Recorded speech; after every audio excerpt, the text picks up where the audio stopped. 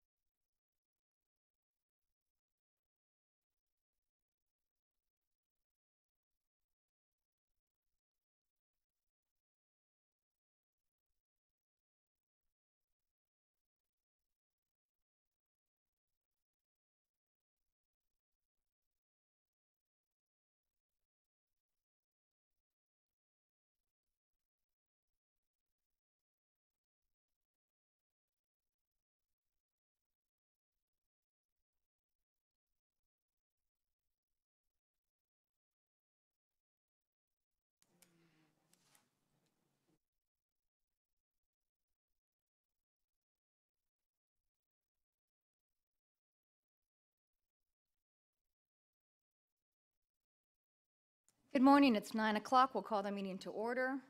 All council members are present besides Vice Mayor Shamp with an excused absence. If we'll stand for the invocation and the Pledge of Allegiance.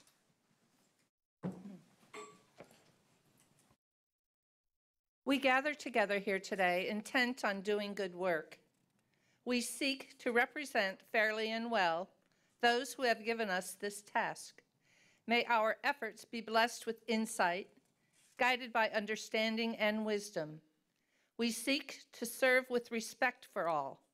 May our personal faiths give us strength to act honestly and well in all matters before us. Amen. Pledge allegiance to the flag of the United States of America and to the republic for which it stands, one nation, under God, indivisible, with liberty and justice for all. Okay, approval of the final agenda. Make a motion to approve the final agenda? A second it from Bruce. All in favor? Aye. Okay, public comment, Michelle. I have a request from John Heim.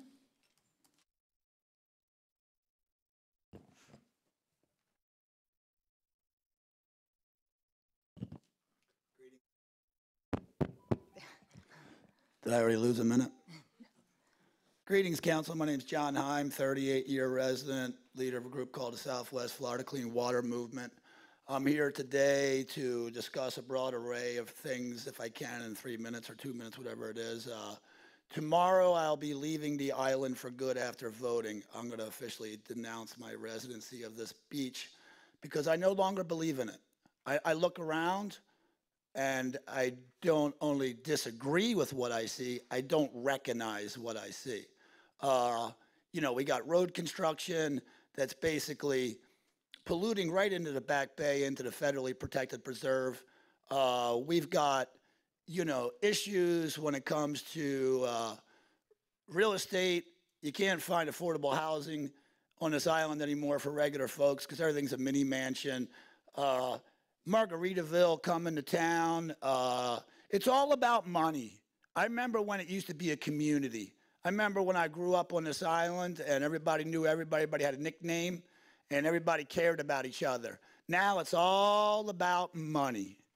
And I don't want to stick around to see what the future is going to be of this island, because guess what? I've been coming up here for 25 years talking about water quality. We stood on the bridge for 90 days to get testing done, and the testing ended up getting in the back bay where nobody swims, not the Gulf of Mexico. Not exactly what I was shooting for. The only person I have respect, honestly, throughout this council, throughout the years, is Tracy Gore. She's a great leader. I'm highly disappointed in the way this direction of this town has gone. In my opinion, now, it doesn't matter because I'm leaving, but we should have stayed as a county. Since then, we've showed our inability to lead, in my opinion, whether it's water quality, whether it's what the identity of this town's going to be, whether it's support for each other. I've never seen such hatred on an island that I grew up on. People make mistakes. You all made mistakes up there, but I don't see any one of you getting dogpiled on the way certain people are in this island. And who are these people? Who are these people that have just come in and are developers and real estate agents and road construction people? And, they have the say. No longer about the people. Sure, it is what it is. And I wish you all well with your great resorts and roads. And I mark these words. One day a hurricane will come and take it all away and go back to natural Florida. Thank you. Thank you, John. Michelle? Next request is from Amy Gillette.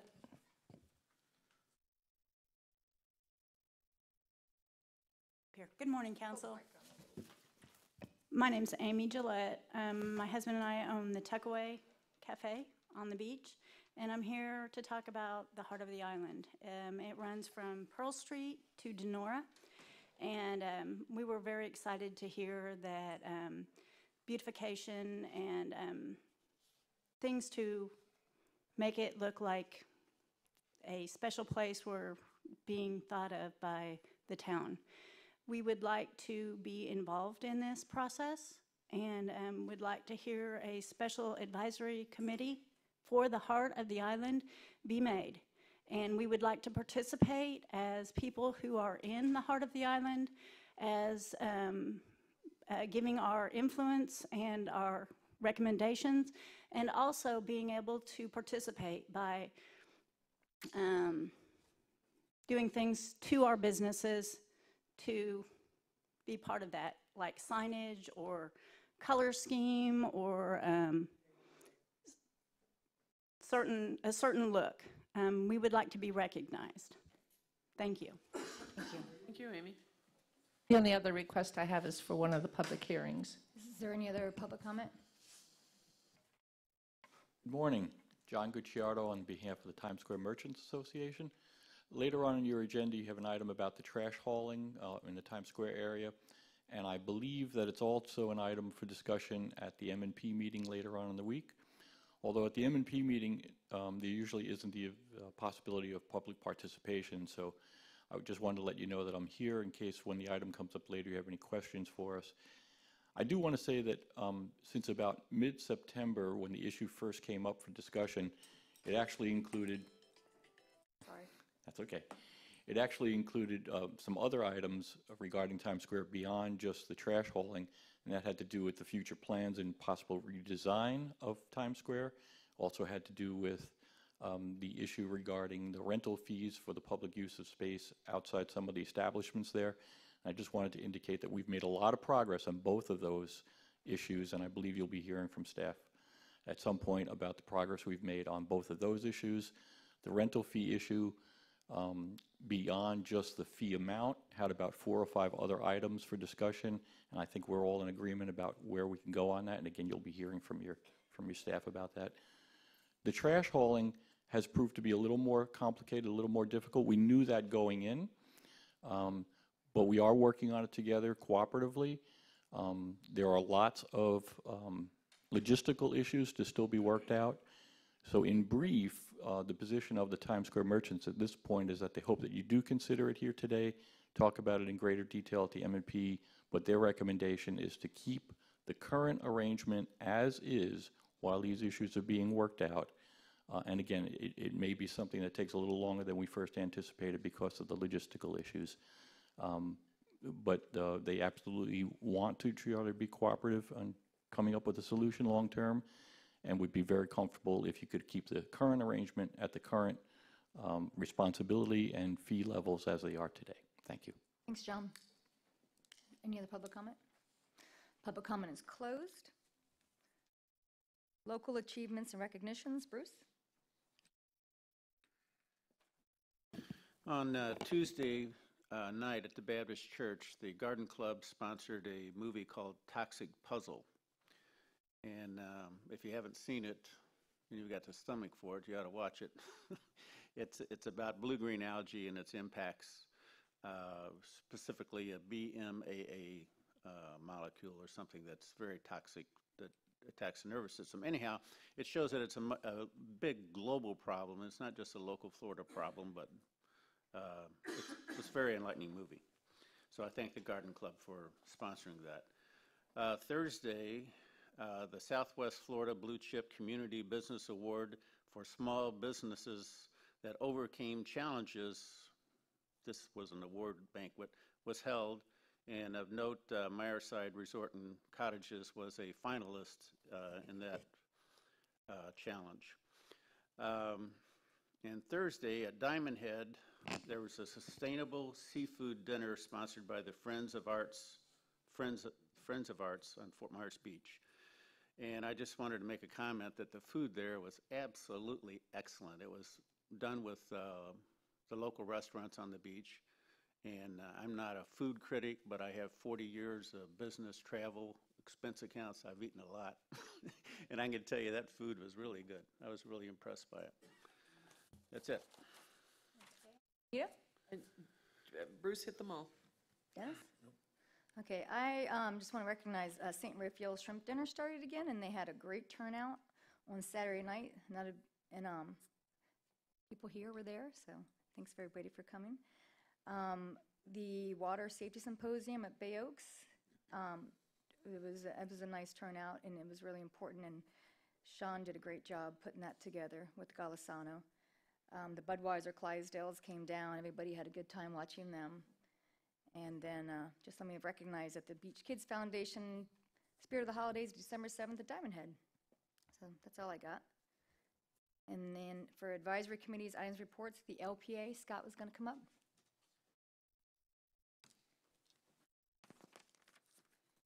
Good morning. Scott Safford for the record. I'm representing the local planning agency this morning.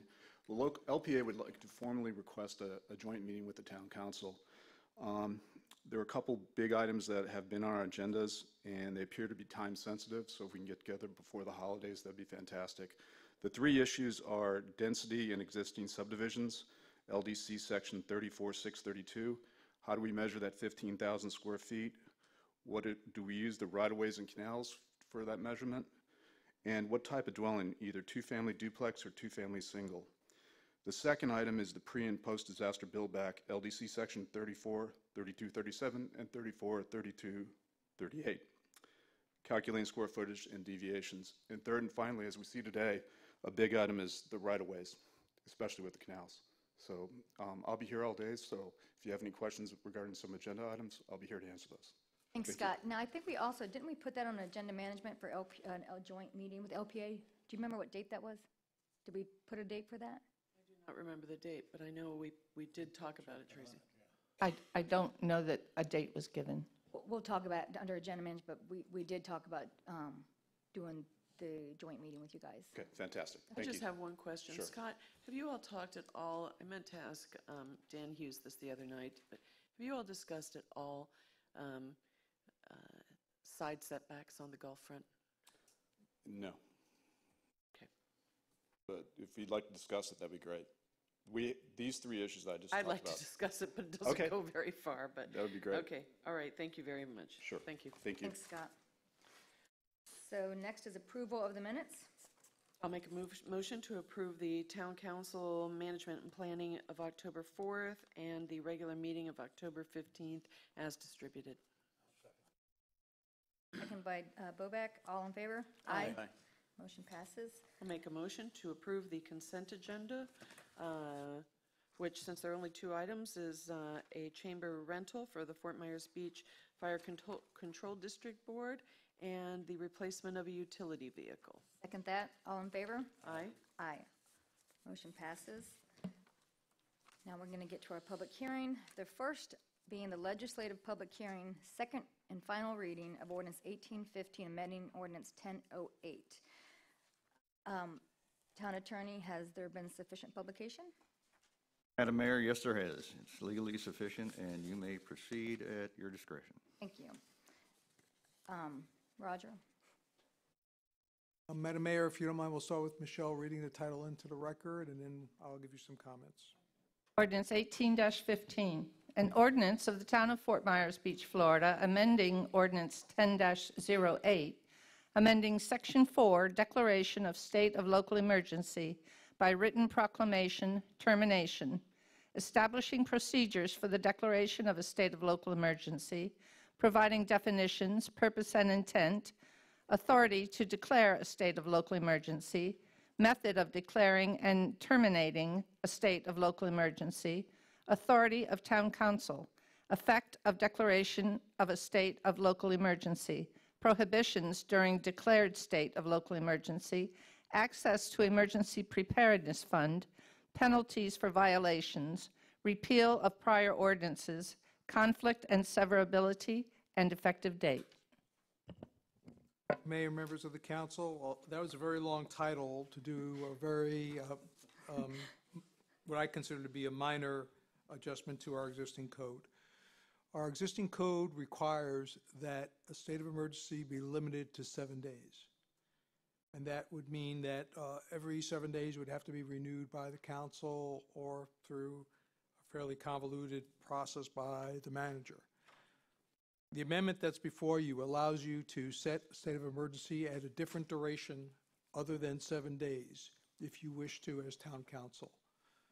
If you do not set a duration, it automatically defaults back to the 7 days.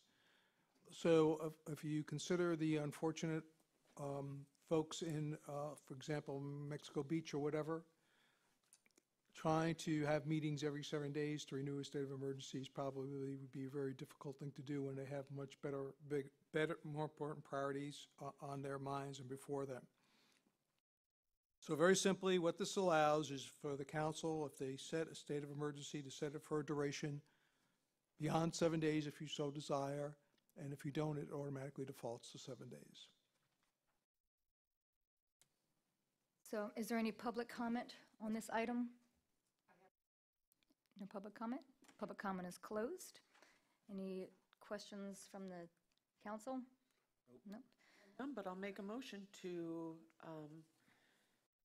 approve ordinance 1815, amending the declaration of state of local emergency in the town of Fort Myers Beach. Second that. Michelle, it's the second reading, so can we have a roll call? Yes, on the motion to approve ordinance 18-15, your vote, Councilmember Saracita, Yes. Councilmember Bobak, Yes. Mayor Gore, Yes. and Councilmember Butcher. Yes. Motion passes 4-0. So I'll close that public hearing. The next public hearing is the second quasi-judicial public hearing, ordinance 1816, Gullwing Resort rezoning. Town Attorney, has there been sufficient publication? Yes, there has, Madam Mayor. You may proceed at your discretion. Okay, has there been any ex parte communication from the council on this one? I have none. I have none. None. I have none besides the first hearing when I got the emails, so. Yes. Michelle, would you like to read the, Ordinance 18-16, an ordinance of the Town of Fort Myers Beach, Florida, approving a commercial plan development to the current zoning map for a property located at 6620 Estero Boulevard, Fort Myers Beach, from Commercial Resort, CR, zoning district to Commercial Plan Development, CPD, with a master concept plan for a condominium resort with 72 units with deviations from the building height requirement and floor area ratio containing 1.5 plus or minus acres, generally identified as the portion of strap number 34-46-24-W4-01300.00 CE, landward of the 1978 Coastal Construction Control Line. Petition DCI 17-0006, providing for Scrivener's errors and an effective date. Thank you. Mr. Town Attorney, can you swear in any witnesses? Going to testify in this matter, please stand and raise your right hand for me. You swear to tell the truth, the whole truth, and nothing but the truth, so help you God. I do.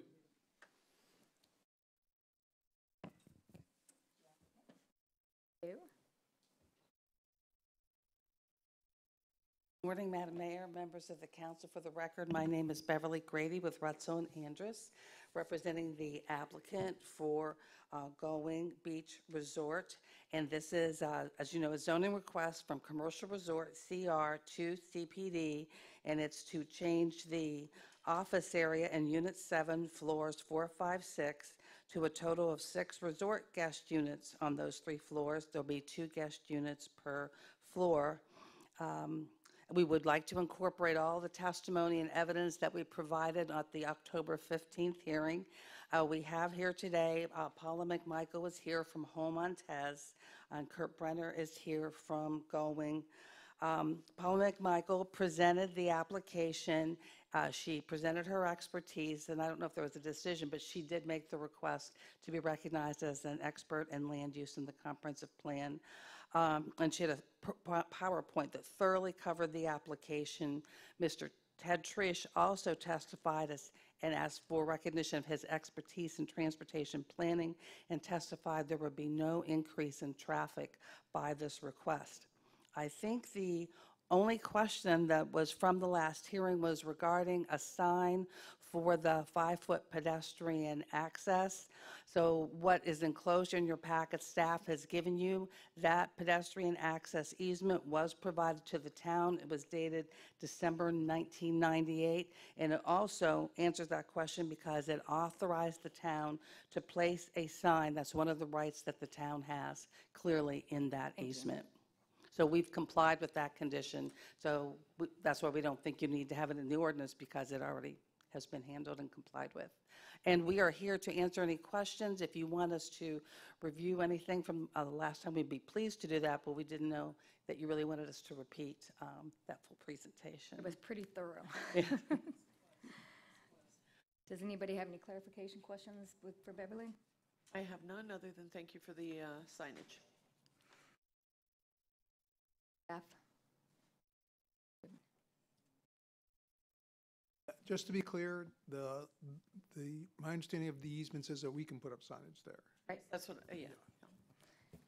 I'm still grateful for that. I have a question for staff. The conditions they need to be renumbered before it says like condition 1, 2, 3, 4, 5, 7, and so like you're missing 6. Okay, that was when I took that condition out. I apologize, I didn't catch that. Okay, so should we not bring, the condition is supposed to be brought forward, the easement to stay open? Why did you take that out? Because it has already been complied with. They've already granted that easement. The city has that easement already. You don't carry it forward? There isn't a necessity to do that. I mean, we can include it again if you like, but it's already been granted. The easement runs with the land. This is zoning. So you actually, I believe, have a stronger commitment than through the zoning, because zoning can change, but the easement runs with the land. And then the town will put up the flag that says. Yes. Yes. And I spoke with the Public Works Director about that, and she said that's what they would prefer. The town will put that in. Yeah, that's what I was alluding to last time. I thought the town was going to do it. Okay. I don't have, that was my only question. Does anybody else have any clarification from staff? No? Okay, I'll look. I have a request from Dave Nussbaum.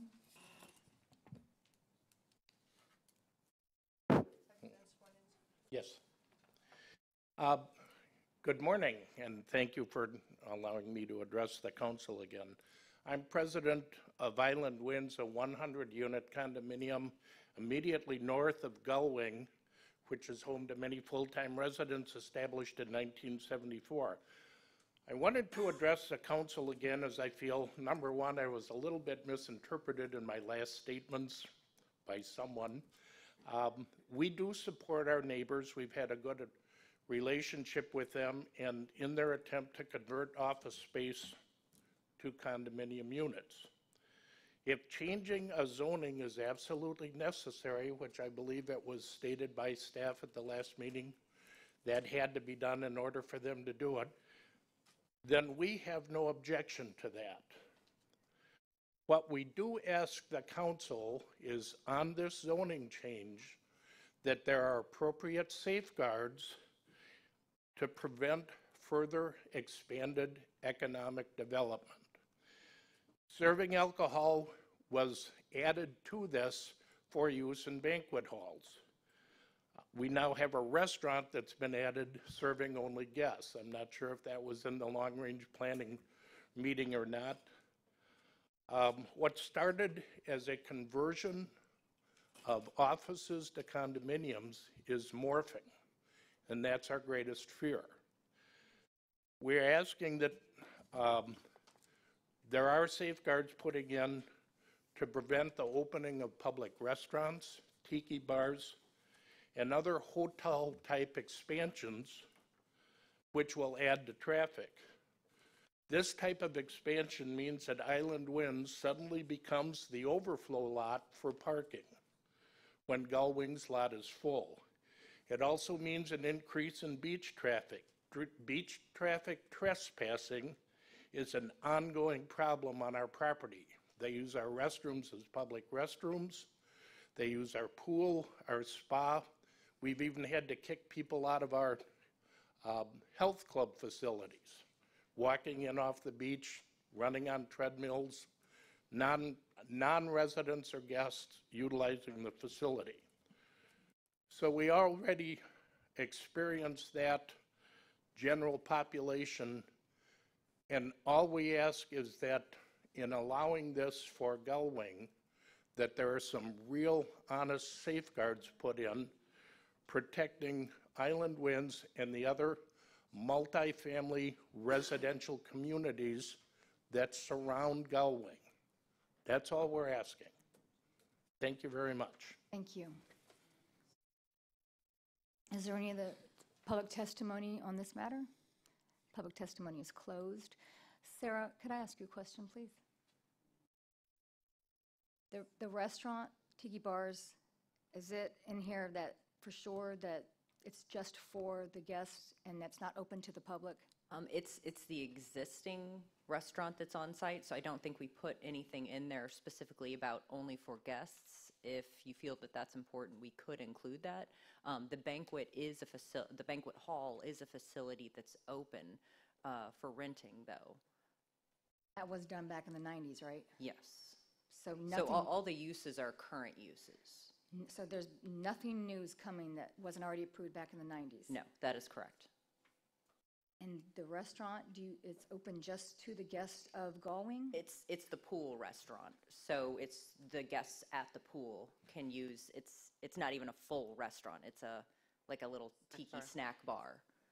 Do you think it's necessary to help with commercial intrusion to the residents next door that we do something? It's really only accessible through the pool area, which is only open to guests. We could put something in there if you have a suggestion. They don't have the right, like, it's not open to the public, like, they don't have the use to let the public come in. No, it's not designed for the public to come in and use this restaurant. It's a snack bar for the users Just of for the them. pool. Yes. Because I just want to protect the residents next door. Yes. Does anybody else have any comments about that? Just to be clear, on the on-premises consumption of alcohol beverages in conjunction with use of the hotel banquet facilities, that was granted prior, you're saying? That was a use that was allowed there. I think that they just specifically wanted to put it in there to include it as one of the uses that's listed. They don't have that COP. Gullwing doesn't have that COP. It's the caterers who would be coming in who have the ability to do that. And if they have a COP, they can serve alcohol Okay, in so the this is banquet not facility. something new, it's just a confirmation of what's available to use today? Yes, Okay. exactly. Sarah, if I Yes. could just add on, because I understand the concerns, this comes up, over the years, has come up many times when there's a CPD, and it's the question of, and I'm just going to say this, and you correct me if I'm wrong, or if you can add something to ease the gentleman's concerns. So the change of zoning, if it was just a change of zoning, your concerns would be accurate, but it's a CPD, and a CPD is like this, where everything that's allowed is enumerated. And if it is not enumerated, it is not allowed. So the concerns can be eased by the defining principles of this commercial plan development. Does that help explain that? Can you add anything further to ease Island Wind's concerns? No, I would say that what you're saying is very accurate. When somebody chooses to do a CPD, in this instance especially, they are eliminating some uses that would otherwise not be positive. They're eliminating some commercial uses that typically residential wouldn't want right next door to them. So they're making it better for their neighbors. That's how I saw it. They've actually eliminated things that could have been an impact to you. And the existing issues that could affect you have been in place since the 90s when we first approved this. So I think this was the best way to change this, as you said early on. With just concerns about people using their pool and their spa and things of that nature, I'm affiliated with several of the condos on the beach, and several of them have the same issues with people coming in off of the beach and trying to use their facilities. And I don't know how you stop that. I don't think it's anything we can legislate to say. You know what I'm saying? He's concerned about the people going in and using his pool and spa and stuff like that, but I don't know how you legislate people. Actually trespassing, isn't It it? is trespassing. So, Yeah, I mean, like I said, I know several condos that have the same type of situation, and it's people mostly from coming off of the beach, and they just think that they're allowed to use everybody's facilities. The only thing you can do is try to chase them off, or, I don't think there's anything we as a body can do. I mean, we have the same problem on residential streets with vacation rental people coming into our properties. It's like, they just don't realize it's just not yours. I'll make a motion. Okay. To thank you. approve ordinance 1816 DC 117-0006 Gullwing Resort rezoning. Second. This is our second reading, so could you please roll call? Motion to approve ordinance 18-16. Your vote, Councilmember Saracita? Yes? Councilmember Boback? Yes. Mayor Gore? Yes. Councilmember Butcher? Yes. Motion passes 4-0. Thank you. The public hearing is closed.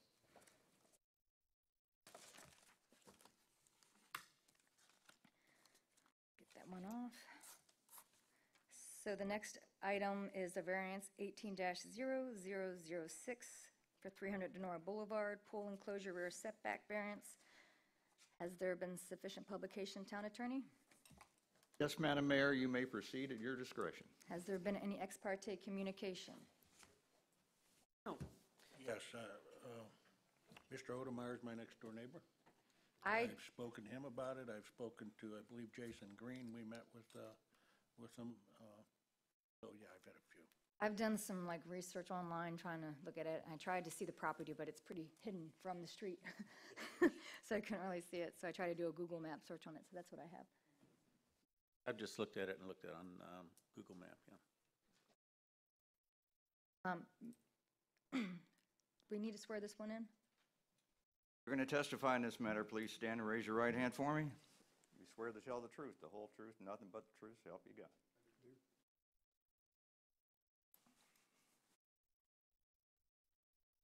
The applicant like to come up? The applicant? Hi, my name is Pete Oiterma, owner of property that we're discussing, 300 Denora Boulevard.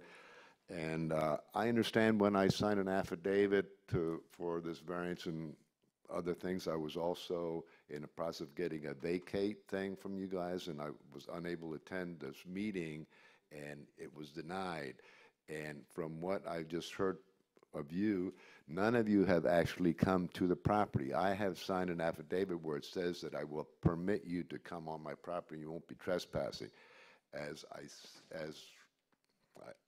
imagining, with the exception of the mayor who has been on that property, that no one has visually taken a look at it.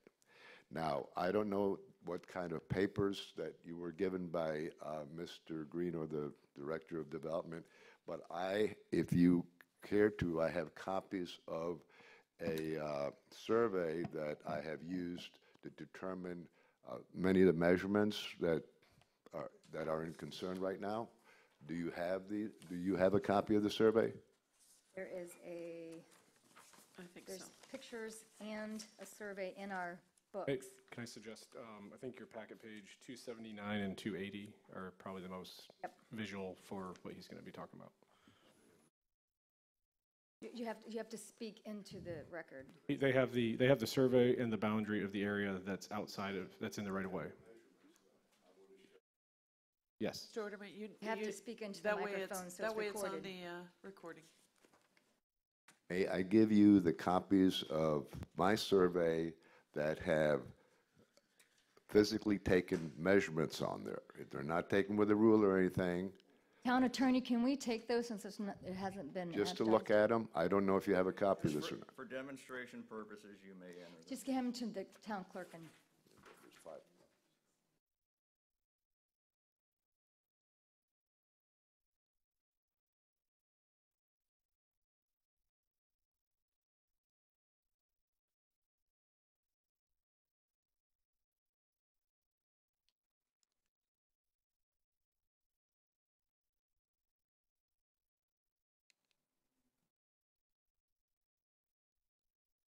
So it's right behind you. That's what we're looking at. Okay. Just a brief sidebar, Madam Mayor, while the clerk is giving that out. We thought it was very important that when people hand out things to the council, that the public who's in the audience and at home can see the Very good. handout. So that's why we added this technology. It's a great addition. I agree. It's a record. Maybe I should have made 5 copies. This is something that maybe you have reviewed before when I applied for the vacate, which was actually recommended by, at that time, mayor and the city manager. We had, and along with the city community director. I've been going through this on November 17th of last year, trying to get a permit to renovate my pool as a result of some of the damage from Hurricane Irma and some other root damage that the pool had suffered in previous years. But anyway, we're here now. The vacate was denied. It was suggested or recommended that I get a variance, and I go for 5 feet. What I'd like to show you on here,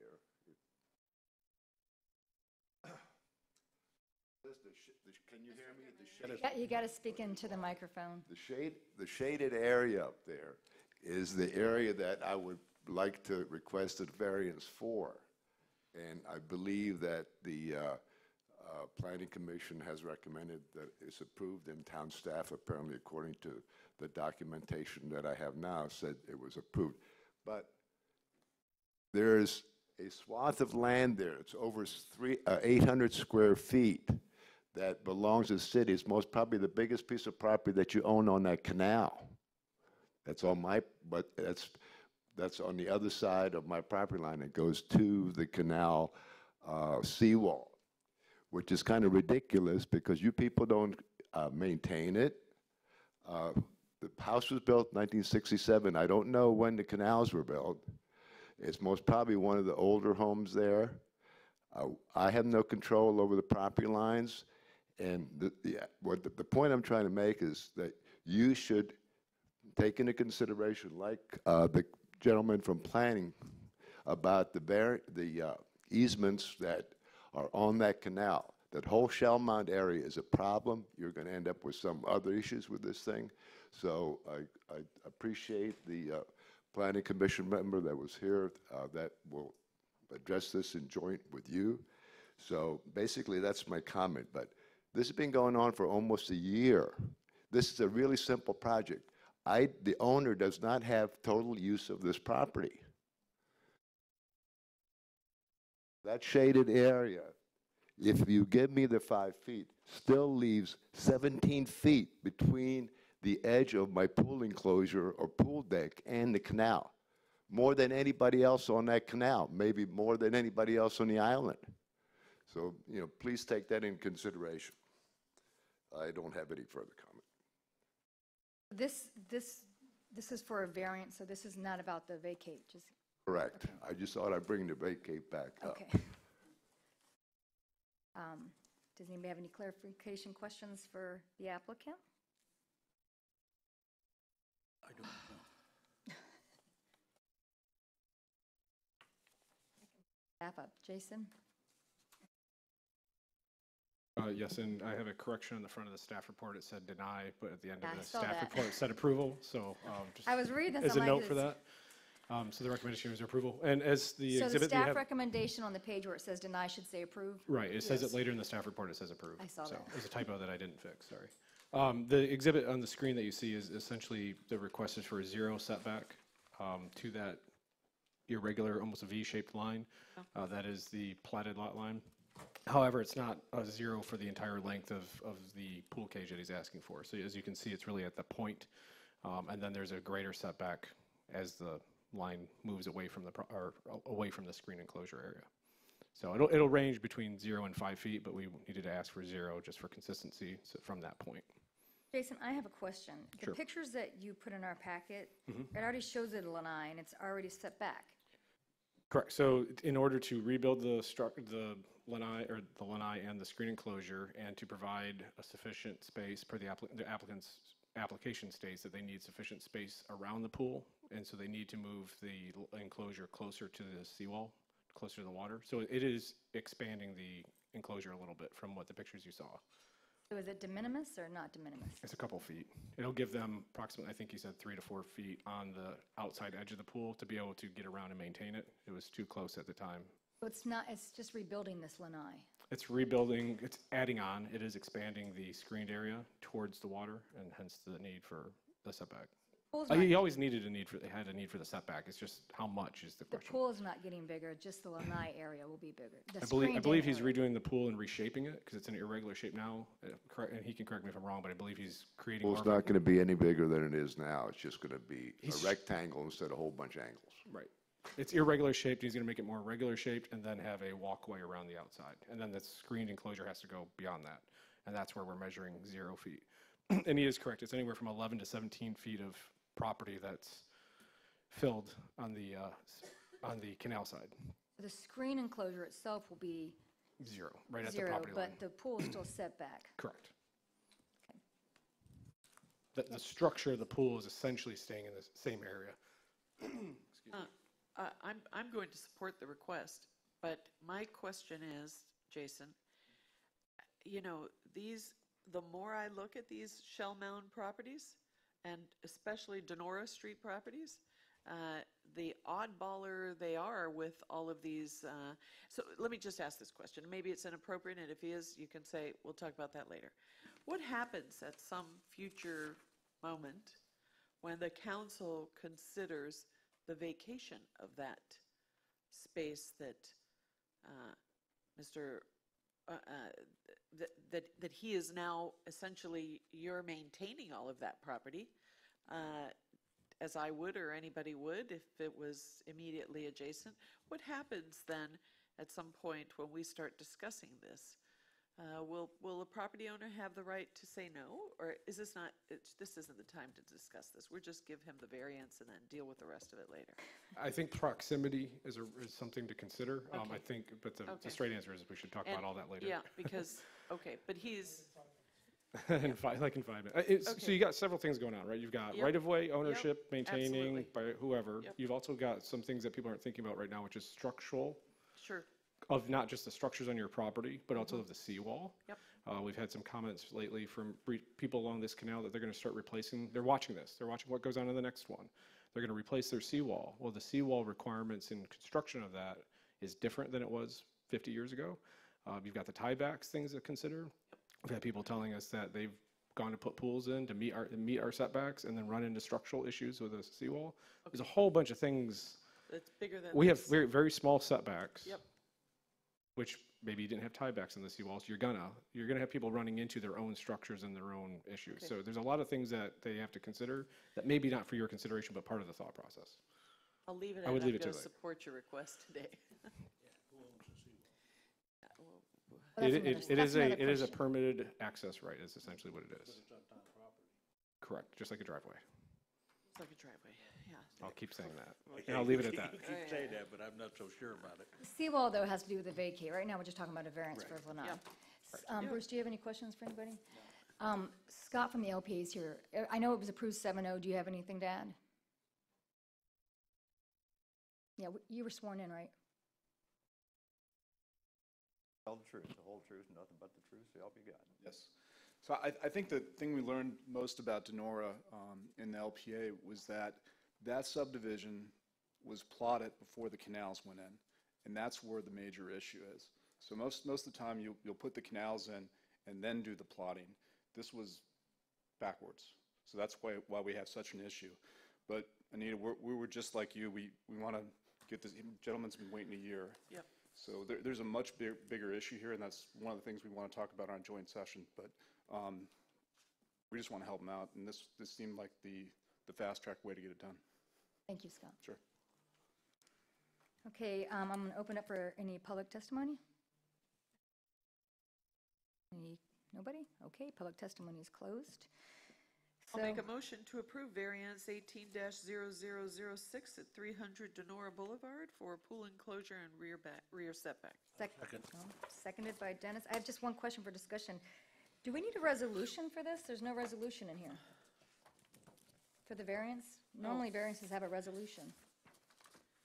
Actually, you probably need me to read in the, do you want me to read in the Findings and does not? conclusions. Is that necessary, Jack? Not on really. this? Okay. Wait a minute, but I'll skip it. Jason, about the resolution? They're all uniform, so You don't? you're fine. Okay, all in favor? Aye. Aye. Aye. Okay, motion passed unanimously. Thank you. I win the prize for the most awkwardly shaped lot on the island. That's a doozy. That is a doozy. So I closed that hearing. The next one is a vacating 18-0006, vacation of town property.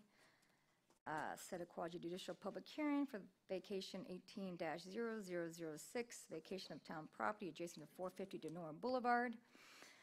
Has there been sufficient publication, town attorney? Yes, Madam Mayor, is legally sufficient for this purpose, and you may proceed at your discretion. Has there been any ex parte communication? I just did the drive-by on the Google Map thing. Okay. Nope. I did a drive-by on Google Map as well. Okay. You want to swear in any witnesses? Going to testify in this matter, please raise your right hand for me. You swear to tell the truth, the whole truth, and nothing but the truth, so help you God. I do. The applicant may present their case.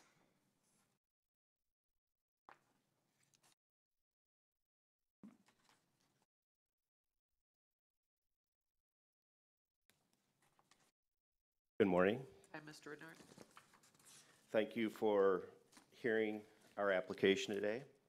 Some of what I say has been addressed in the previous applicant, but I'd like to take a moment to refresh all of our memories and then bring those interested up to speed to where we're at today. I want to make just one clarification with the town manager, please. Roger. This is not to hear it, this is to set an actual date for this, is that correct? So today is the day we're going to decide if we're going to set a date for the vacating of the property, then there will be 2 hearings, is that correct? No, it's one hearing after today. One hearing after today to approve the resolution of vacation. But today, we're just approving setting the date. That is correct. Right, okay. I just wanted to let you make sure What that did you... we do the last time, then? It was to move it to this hearing. The last vacate request? With this gentleman, with Mr. Renard? This is the second time. No, we gave him a variance. Oh, we gave him the variance for the pool. and now- Odemeier's was got a it. request for I got it. vacate that you This is stopped in the odd. first meeting. Okay, got it. Yep. I just want to make sure you understood that this, we're setting a date. We won't be making a decision today, but we're setting a date, so. Understand, Okay. thank you. Thomas Renard, 450 Denora Boulevard. So by now, you know the circumstances, I believe, that bring us here today requesting this de minimis vacation of land. In fact, we never expected to be here at all. We appreciate the town staff's recommendation to approve the vacation request. We also appreciate the town's public works director who is supporting this vacation request as well. As described in Exhibit AA, which is included in your packet, I believe, there are extraordinary circumstances that have occurred making this vacation request unique, necessary, and not precedent-setting. Just a summary of facts and findings over the last few months as we've moved through this. As you are aware, nearly 2 years ago, we sought the town's stance on these strips of land along Denora Boulevard. The town's attorney responded in writing to us.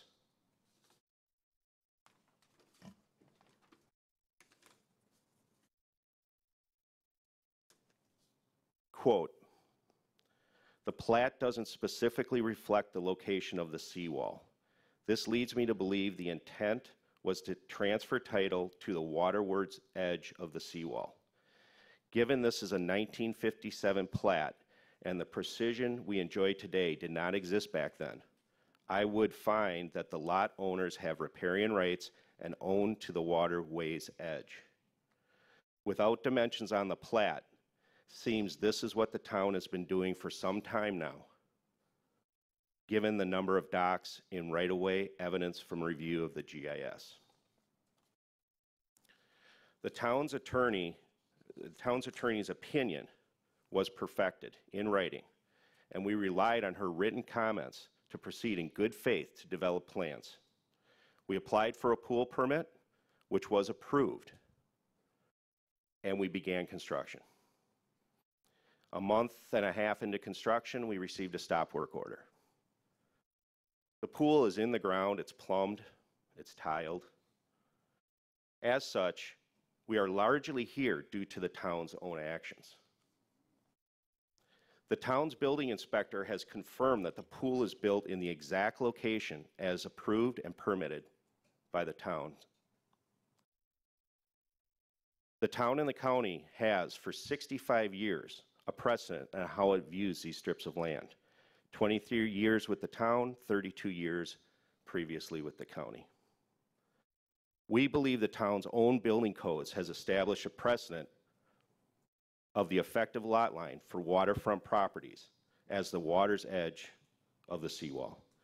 Clearly, the town considers our property as waterfront, given the permits the town has issued for construction of a seawall, requiring us as property owners to pay for it. For clarity, seawalls are included in setback measurements as indicated by the town's code. They are land structures. Thus, they are different than docks in the right-of-way, as permitted through littoral rights in this case, or riparian rights. By permitting the property owners to build seawalls in the right-of-way, which you've done, and by the code indicating they are measured in the setbacks, the town has established the adjacent property owner's line for setbacks as the water's edge, regardless where the water's edge is located. By indicating otherwise, the council may be concluding that the property is not waterfront, thus decimating property values. unleashing potential legal actions by dozens of similar property owners with respect to property taxes over the years, lenders, appraisers, real estate agents, sellers, current and previous town consultants and staff, the legality of permitting seawalls to private citizens in the right-of-way, the costs of the seawalls, and the deadheads encroaching on private property, and more. There is no public use or benefit to these strips of land. The land is not of any use to the public, and the public cannot access it without trespassing, making the land the lowest and least attractive for public use. To address the concerns of the comprehensive plan, the LPA confirmed the comprehensive plan calls for a public need or purpose of land, a public need or public purpose of the land. Seeing no effective or reasonable need for these thin strips of land, the LPA states there is no public purpose in the resolution recommending the town vacate the land. So in the resolution you received from the LPA, they purposely state there is no public purpose for this land, which is required by your comprehensive plan. The LPA and the staff recommendation of approval. The LPA voted 6-1 to approve this request. The dissenter indicated that they were looking for a more comprehensive solution, which is where you're headed, and I will address in a moment. The town staff is recommending approval. The town's public works director is recommending approval as well. The town can approve this vacation and acknowledge the extraordinary circumstances in which does not specifically set precedent, as circumstances in other cases would need to be very, very similar. We understand the town may desire a comprehensive solution to this common and larger issue. However, the town can approve this vacation request or issue other resolution to lift the stop work order without establishing precedent, indicating extraordinary circumstances exist so that the town was compelled to act. Time is of the essence. We have been delayed now for more than 3 months with an unfinished property, a construction mess, and concerns that the pool could shift, move, break, or other. Costs are mounting. We've had travel costs to attend meetings, time away from work. Construction costs are increasing due to seasonal changes, not to mention attorney, survey, and permit fees of $3,300. We have proceeded in good faith from the beginning, seeking the town's attorney's opinion and staff advice, submitting plans per their recommendation, and subsequently approved by the town. We are asking for a speedy resolution and for council to direct the town staff, specifically Bob Bogart, to lift the stop work order so that we can be relieved of this undue burden. We believe our case is very strong, with detrimental reliance claims on the town's attorney's comments, which the town cannot unown, as she was acting in the official capacity of the town. We are asking for the council to approve this vacation for a de minimis amount of land in order to bring the pool structure into compliance with the town's new views of these strips of land and their desire to document these issues. Should the town decide they cannot move forward towards a vacation of this de minimis amount of land, we would ask the town entertain a public use permit, or a use permit, excuse me, for the strip of land today so that we can move forward with the construction of our project. Based on discussion, I'd like to reserve the right for additional comments on the vacation or the larger issues surrounding these strips of land. With that, I'd be happy to answer any questions you may have. Is there any other clarification questions for the applicant right now? No, Mr. Renard, you've done a very good job of presenting your case. And I just want to say also that the staff has been working to help you. So even though I know there's a process to get this stuff done, and so they are trying their best to help you, but we have to do the steps legally to make sure it's done correctly. Understand, thank you. Does the staff have anything to add? Mayor Probst, Community Development. I feel like it's all been covered fairly well. The point of this is the request is to vacate 2.8 feet on one side down to 0.6 feet on the other side, so it's a fairly minimal request. And the variance has already been approved for a 0 setback. So at this point, if the vacation was granted, then that would bring the pool into legal compliance. And staff and LPA recommended approval, and staff would ask that council set a second hearing date as required by code to be a minimum 30 days from today. What about the use permit without vacating it? Would that allow him to continue right now? Or simply releasing the stop work order, and he could continue at his own risk. I agree with Dennis. Well, let's talk about both those issues for a second. We were, from a staff perspective, and I did speak with Mr. Renard. From the staff perspective, we were aware of the fact that the council may want to look at this issue more globally and may have a concern of precedent, although he's made a very good argument why it's not precedent setting, but in your minds there may be some issue for precedent. So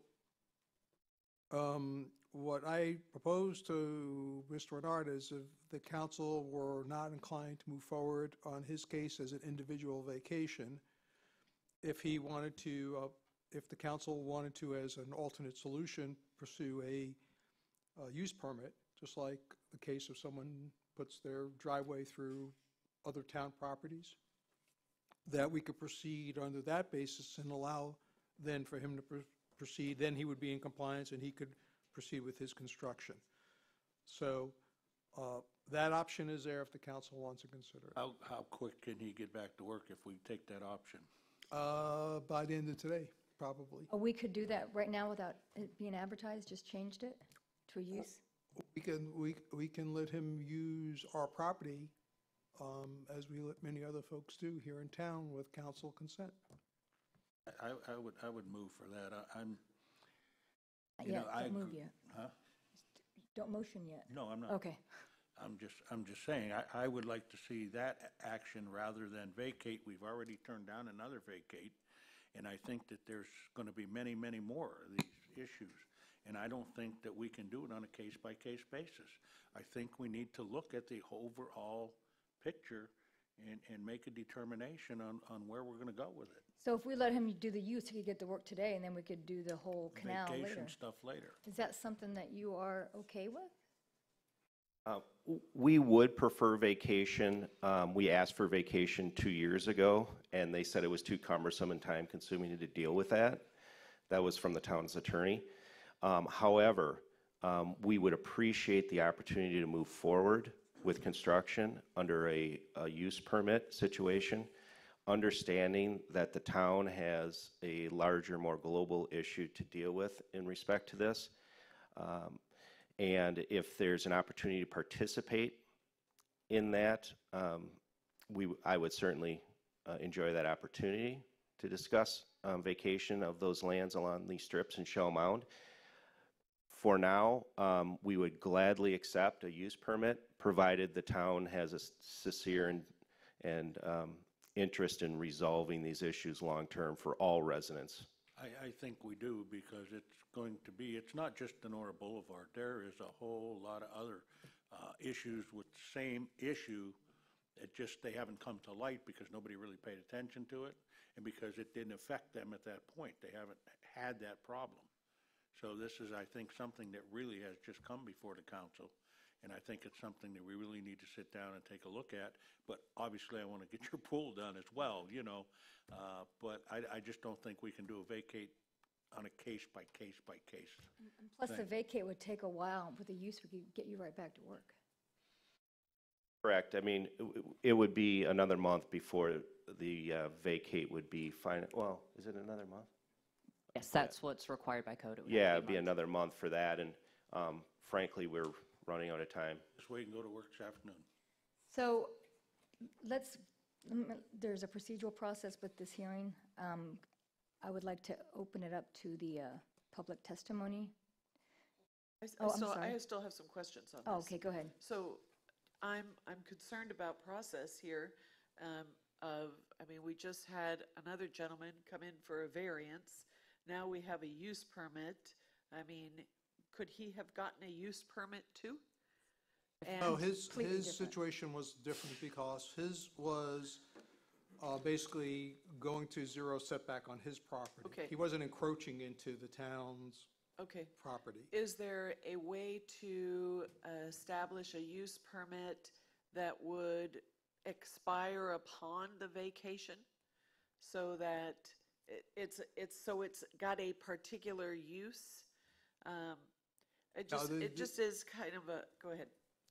Yes, so so if you could, in your mind, picture it like someone coming in to put in a driveway across the right-of-way. You get a use permit, and it's for the life of the driveway. So, So then he so would need to then, go so with- he would have that, and then, of course, if the council came back at a later date and made a decision about vacation, he would, the use permit would go away, and he would actually then own the land, if that were to happen at a later date. So he's protected if the council ultimately decides at a later date to vacate. Use just lets them go start today and finish his pool. The use solves the immediate issue, and if for some reason it takes, months or even a year to resolve this vacate issue, because what happens is once you sort of open that can of worms and you start looking at it property by property, you start finding a whole bunch of individual issues. He's not being any further affected adversely in terms of time, and his situation where his current construction is, at his statement, at risk because it's not being allowed to proceed. I agree that he should be allowed to proceed. Is there a possibility of simply lifting the stop work order? Well, the problem is that the amount of construction that you have, if you allow it to increase by allowing him to proceed, and you ultimately don't give him a use permit or vacate, he and we are both at further risk. So if you, the safest thing, at least in my opinion, you can clearly consult with your attorneys, would be to, at the very least, give him a use permit, and then if the vacate, his individual request or a more comprehensive request is not approved, he's still protected, and he knows what he's allowed to do, and the staff knows what he's allowed to do, and everyone knows what's the facts that we're dealing with. Bruce, do you have any other clarification questions? Let him go. Let him go. Let him go. So there's three of us are ready to go for the use, I think. Yes. So there would actually be several options here. Do you want to set the second hearing date for the vacation and allow for staff to proceed with a permit? Or would you like just staff to proceed with a permit and not set the second hearing date? What would you prefer? That's up to Mr. Renard. He's the one that's asking us for the vacation. I mean, that's my concern. You're asking us to vacate this property. Are you willing to settle for the use permit? Or do you want the use permit and also to continue with your request for the vacation? I believe we'd like to continue with the request unless it is considered a futile effort in the light of a more global comprehensive solution. Well, so the specific answer is yes, we would accept a use permit today. We would very much enjoy that opportunity to get moving. but that does not diminish our concern and our long-term objective that we believe these lands should be vacated to adjacent property owners. So owners, so you tell, all of them.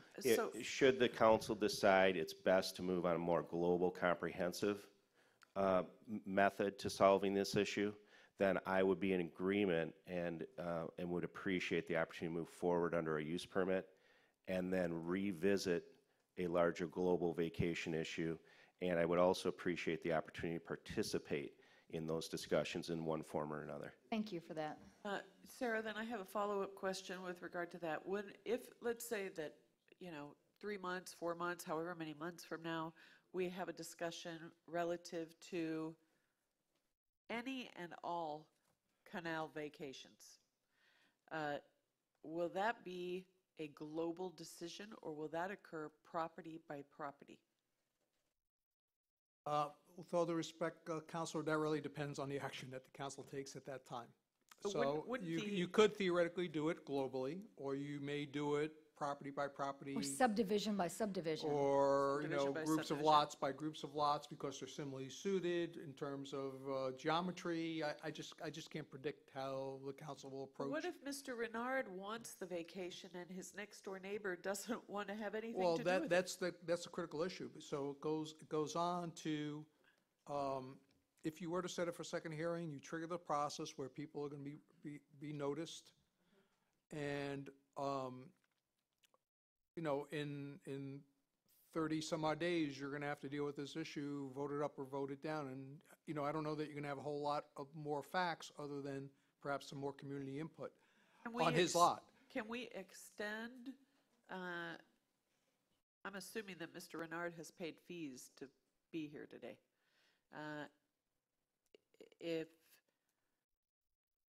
Can we extend his hearing beyond 30 days? Well, what I would say is you could, I'll let the attorneys also opine on that, but what we don't want to do is send out letters and then not hear it timely, because then we would have to send out letters again. And so if you wanted to grant him a use permit, put his request on hold, if you will, you could do that. And allow him to reinitiate it at any time. And then at that point, we can go forward and start that 30-day process. So what do we do? Is this then tabled? Madam Counselor, you may postpone it indefinitely on a motion. You may amend it. You may postpone to a date certain, or you may simply lay it on the table to be picked up at another time.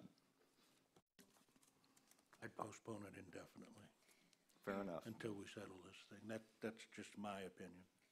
So, do you guys have more questions, or can we continue with the process?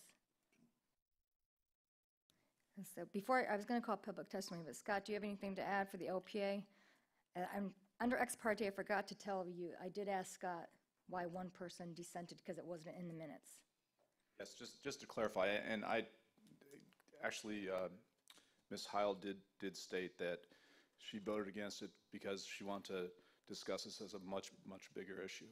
So it wasn't that she was against the vacation per se, but she I understand. Yeah, she just wanted to deal with it. Like everybody. Yeah, like everybody. So we didn't, the issue of the use didn't come before us, so we didn't even consider it. So Thanks, Scott. that's all I have. Any other questions? All right. Okay, let me, For vacation too, it's just globally, globally. for that subdivision. So I'm going to open up to public testimony. Is there any public testimony on this? I have no requests. Does anybody okay. Just state your name for the record, please. Leon Moyer, I don't know if I need to be sworn or not, Madam Mayor. Did you not Council. swear in? No, I didn't. Does not need to be sworn for Okay. public thank comment. I don't think so either. I just love the law. As you know, I often speak about the law, and you folks take an oath of office to uphold the law. When I hear you talking about giving a use permit, you need to remember that this started with a code violation. And that code violation has a procedure to go through the magistrate's system to have a hearing, to have an appeal process, and you seem to be circumventing all that by going immediately to your position of kind of granting a pardon here from the executive branch of government, which you may legally be able to do, but I don't know that it shows a good respect for law enforcement or procedure. I think it's a lot better not to grant that use permit today, and I'm not sure what you're really planning on doing after this last discussion here either. But I just wanted to mention that to you, that it'd be better to let the process go through the system, and if you want to work on vacations of property or variances for everybody, that's a different issue, which certainly could be properly done by the executive branch here, but your code enforcement officer did start something here that has a procedure to it, and I think you should allow that to proceed. Thank you. Thank you. Is there any other public testimony? Public testimony is closed.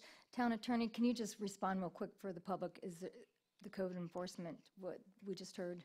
Are we okay? I'm not aware of what the status of that case is. Maybe Mr. Renard can bring us up to date. I don't know. I mean, but we're fine what we're doing right here. Yes. Madam Mayor, code compliance is just one of the tools that the town has to its in its toolbox to address community issues. And some issues, Mr. Renard is in the situation because, as he explained, he, through his contact with previous town officials, believed he had an approval to do something, and that's why he proceeded. We intervened because we didn't feel that that was publicly discussed and thought that this was an appropriate public discussion. And clearly, in light of the fact that multiple properties may be similar suited, it is appropriate for public discussion. All that being said, if the council were to give him a use permit and or vacate the property, those actions would make his violation theoretically moot. So I think it's more appropriate for the council to proceed in this light, and if you decide not to either give him a use permit or not to proceed with considering vacation on his property, then we'll deal with the code enforcement issue. That's there. Thank you. Bruce, how do you feel about the use permit? Support, let him have it. So how do we move forward then? Does this need to be two separate motions? One Yes. to postpone the, oh, it does, okay. Would you help Dennis with the motion, please? If you would, the motion would be to postpone the vacation number 18006 yes, indefinitely. indefinitely. That would be my motion. I'll second that motion. All in favor? Aye. Motion passes. Second motion would be to direct the town manager to prepare a use permit. Okay, I'll motion to direct Town Manager Roger Hertzstadt to complete a use permit for Mr. Renaud. Second? All in favor? I'd like Oh, discussion on that. Yes. Mr. Renard, I'm voting against this, and I'm going to vote against it because the process is, in my mind, precedent setting. We're giving you a resolution to a big picture problem that I really want you, I'm glad you're going to get it, but I think that there is a broader issue at hand, and for that purpose, I can't support it, but I'm glad it's going to pass anyway. I'm going to support it because I don't want his pool to break.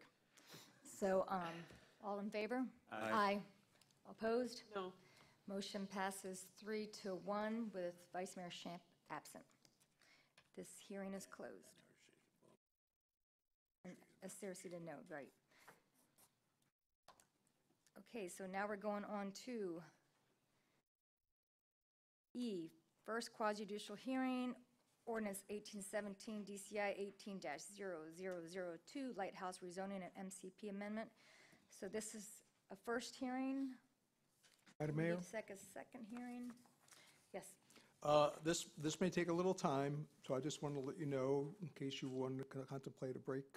Anybody need a recess before we do this? Sure. Okay, so we'll take how long do you guys want? 10? 5?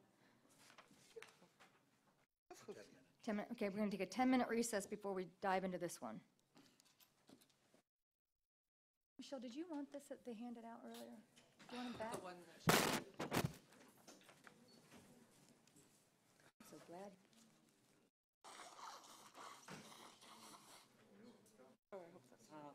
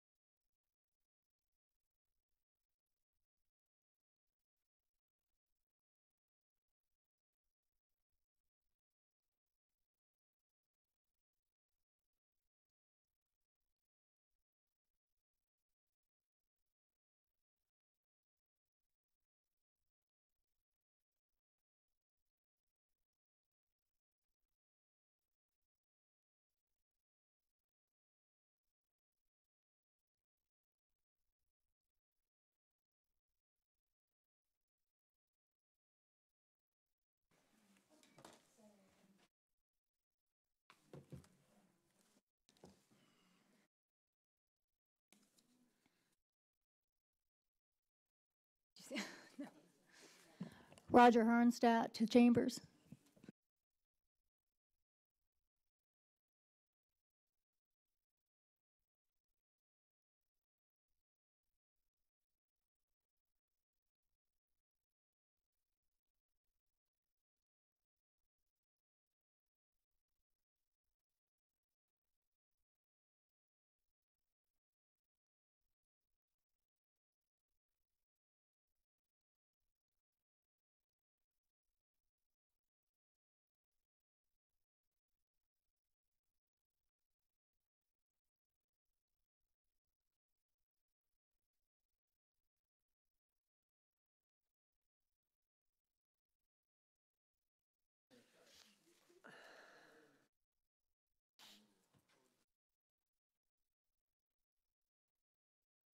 Ten 29 will call their meeting back to order.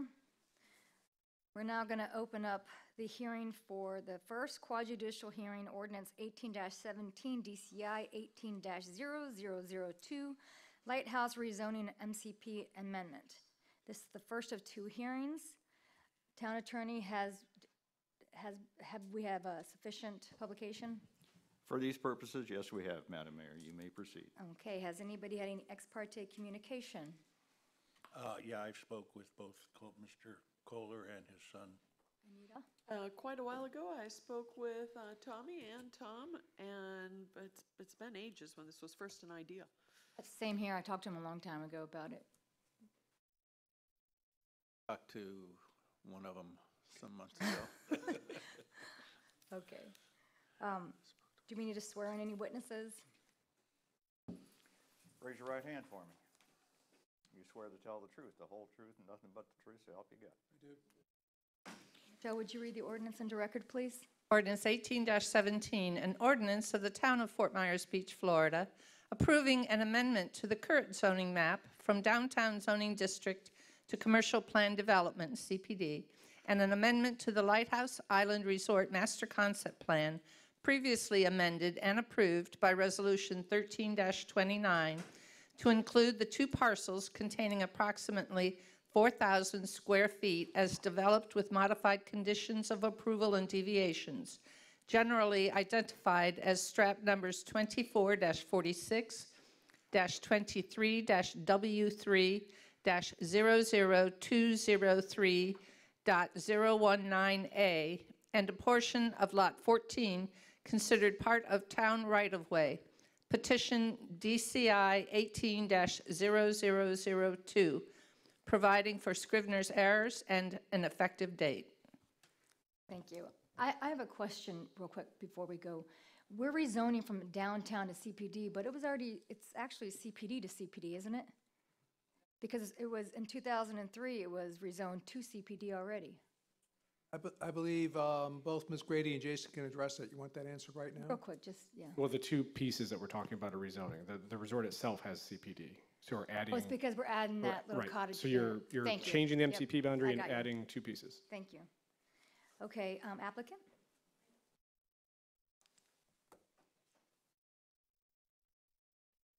Good morning, Madam Mayor and members of the council. For the record, I'm Beverly Grady with Retzel and Andrus, representing Lighthouse Island Resort, Inc., and Stacy Hewitt will be handing out the PowerPoint, and her resume is attached to that.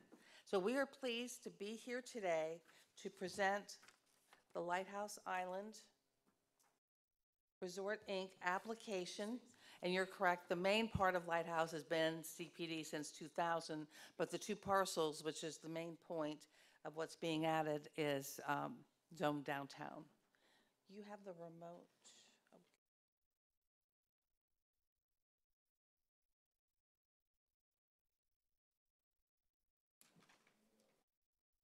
That one.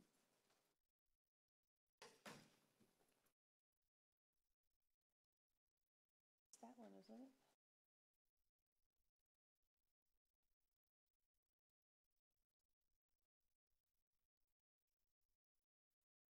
There's Colton.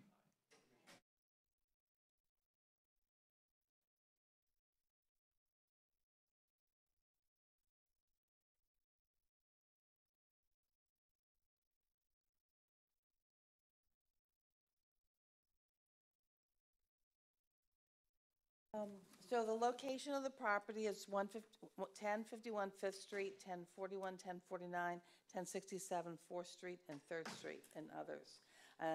On the,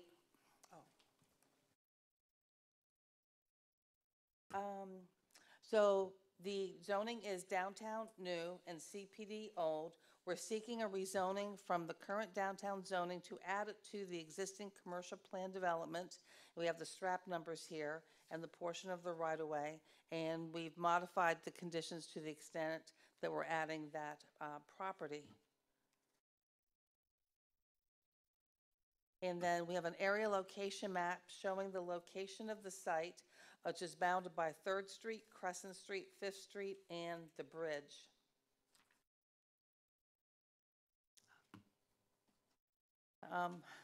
So this is the survey, and what it shows you is and this is page 4 of your PowerPoint. It shows you the outline of the original CPD, and then in the northwest corner, we have labeled the cottage parcel. That's the one parcel being added. That's the parcel over which we have an easement from the town to continue operating our hospitality industry on that parcel. And then on the easternmost corner, as a part of Lot 14, we call that the remnant parcel. And the history of that is what this sketch shows. If you look, you can see the original alignment of 5th Street, which was a north-south road that had to make a right turn at 4th Street and then go to Crescent Street and make another turn. In the early 90s, Lee County decided they did Times Square renovations, improvements, and included in that was a realignment of 5th Street, so it became curvilinear, but it would go directly and curve into Crescent Street without the right turns. As part of that, Lee County acquired a portion of Lot 14, and much of that lot was then used and is part of what is now 5th Street, but there was a remnant. It's shown on this parcel. That remnant currently contains landscaping, mechanical, the lighthouse sign. It's been there for decades. And in 2013, we first contacted the town with the request to acquire that property. And so that's been, and then there have been other numerous communications and appraisals, but that's how the history of that remnant parcel on Lot 14.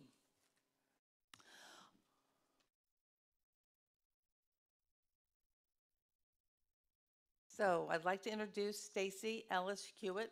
She's a planner with Banks Engineering. Her resume is attached to the back of the PowerPoint, and Stacy is going to review her professional criteria and then be requesting that you accept her as an expert in land use planning. And she is the one that will be really presenting the detailed part of this rezoning request to the CPD. And we'll be here to answer any questions. And of course, we have Tom Sr. and Tom Jr. also here to answer any questions. Junior, Tom the third. Sorry, you were right. It's Tom and Tommy. Yes. Yes. Good morning. Stacy Ellis Hewitt with Banks Engineering. My resume is attached to the PowerPoints that were handed out.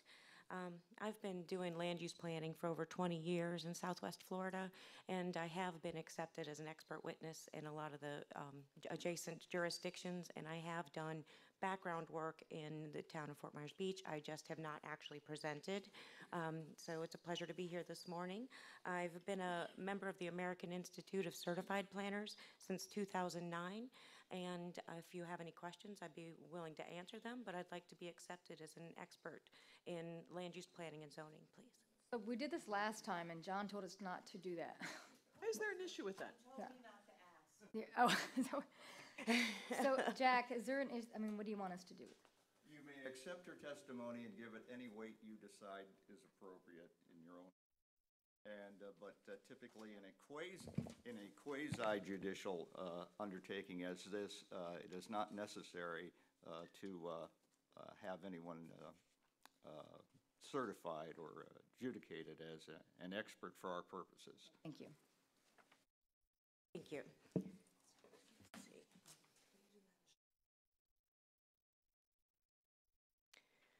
This slide is an aerial of the property demonstrating the existing development on the site. In the northwest corner is the cottage parcel, and it is currently being used for the 3 rental units that exist there today. And the property line, it's interesting, actually divides part of the cottage, so it kind of straddles the property line. There's no changes being proposed as far as construction with this request. It is simply to rezone the cottage parcel and the remnant parcel, which has the sign on it, to include them within the CPD, since that's what they're currently being used for today.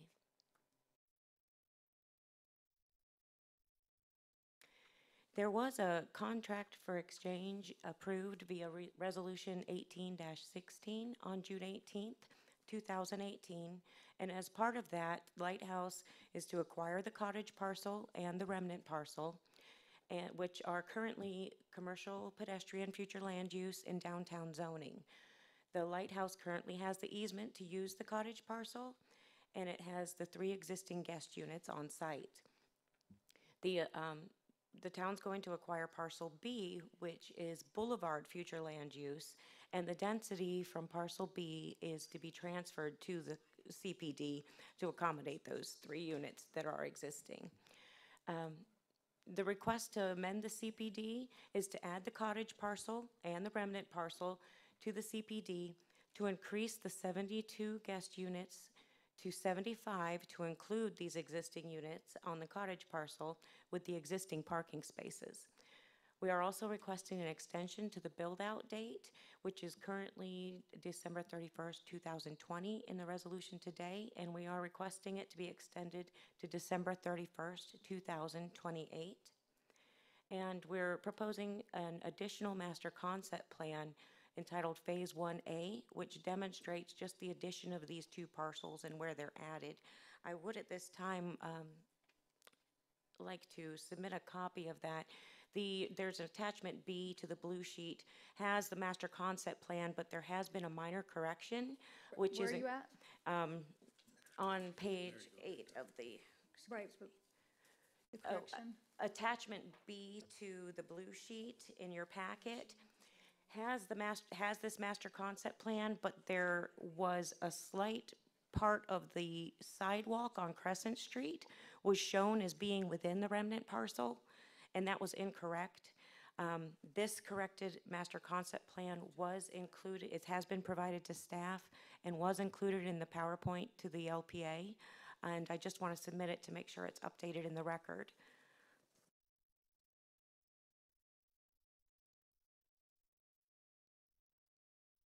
Where it says 1 and 2, right? At the bottom, like right, that little remnant parcel. Yeah.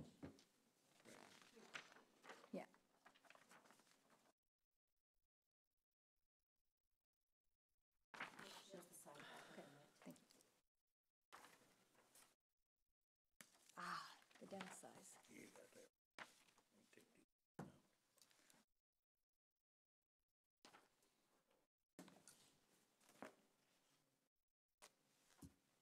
Master concept plan demonstrates the existing site and where these 2 parcels are added in to demonstrate the overall commercial plan development as 1 parcel.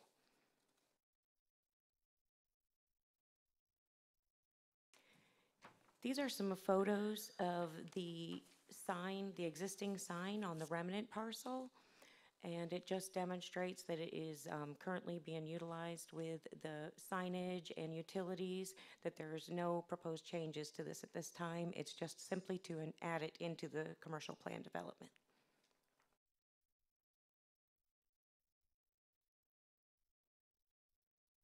Staff has recommended approval of the request. The local planning agency also recommended approval.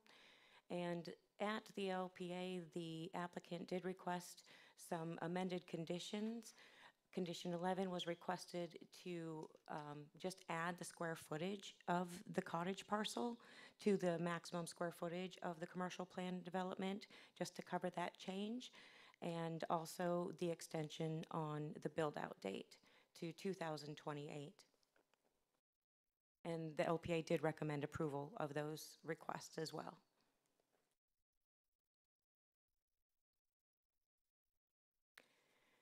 The request is consistent with the consideration in Land Development Code Section 3485B. There is regard to no error ambiguity, which must be corrected.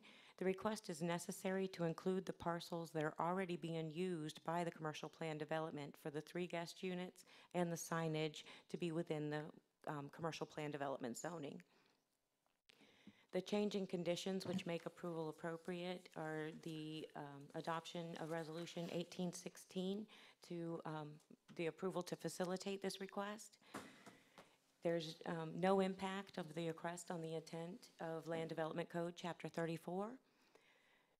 Resolution 1816 for the exchange and for the CPD resolutions, existing resolutions 0009, 0323, 1324, and 1329 all found the CPD consistent, and this minor requested amendment remains consistent with the goals, objectives, policies, and intent, and with the densities, intensities, and general uses as set forth in the Fort Myers Beach Comprehensive Plan. The performance and locational standards have been found consistent. Urban services are available and adequate to service the site, and it continues to protect, conserve, or preserve environmentally critically areas and natural resources since there are no changes. It is compatible with existing or planned uses in the area, and it will not cause damage, hazard, or nuisance to other detriment to the surrounding properties or the public.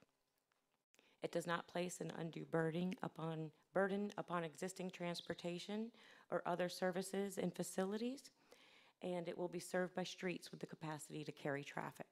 Again, the uses are existing. This is not adding any additional construction. Request is consistent with the findings found in Land Development Code Section 3485C. It complies with the comprehensive plan, the Land Development Code Chapter 34, and any other applicable town ordinances or codes. It complies with the findings in Land Development Code Section 34216A2, specific for plan developments.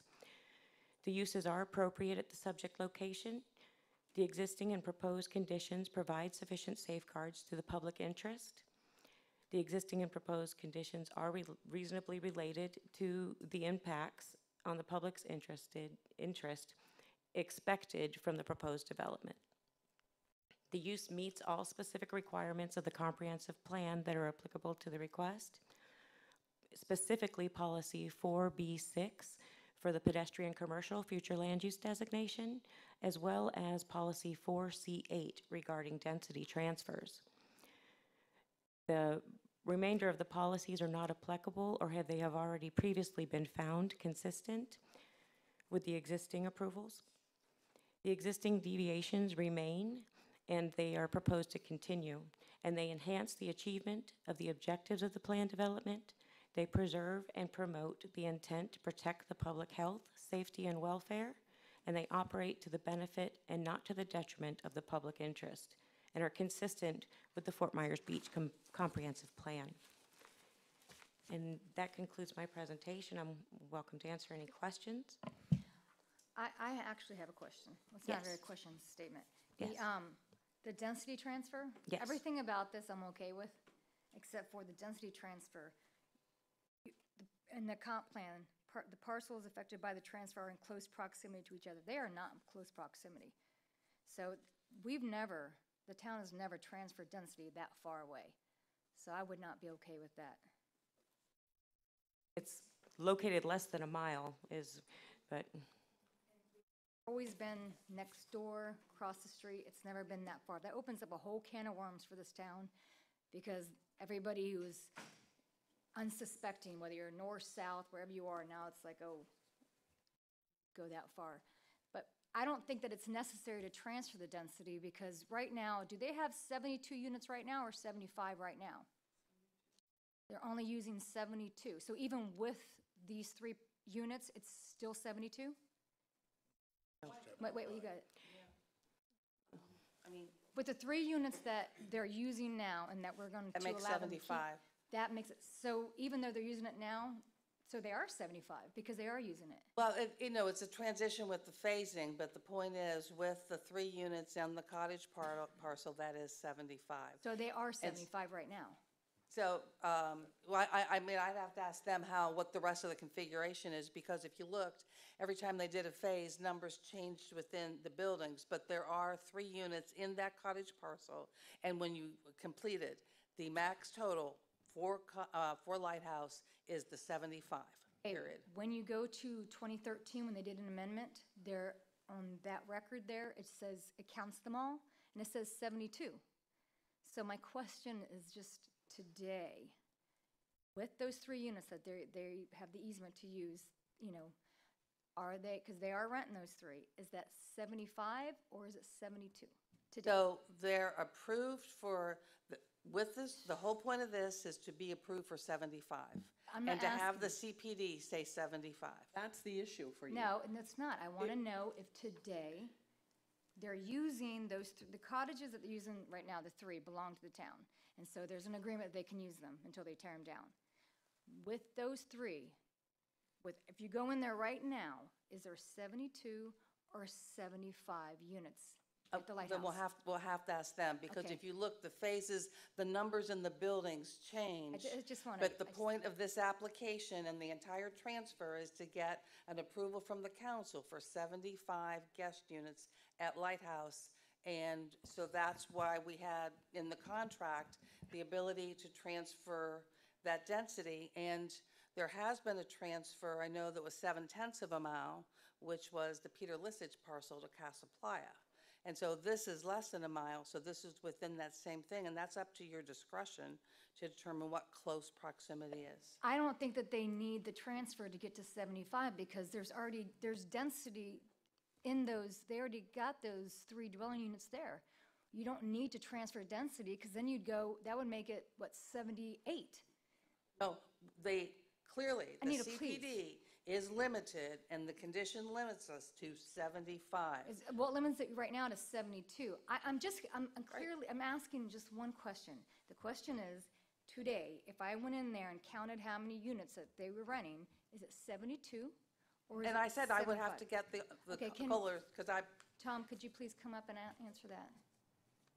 Because on the 2013 thing, it says 72, and it counts those units.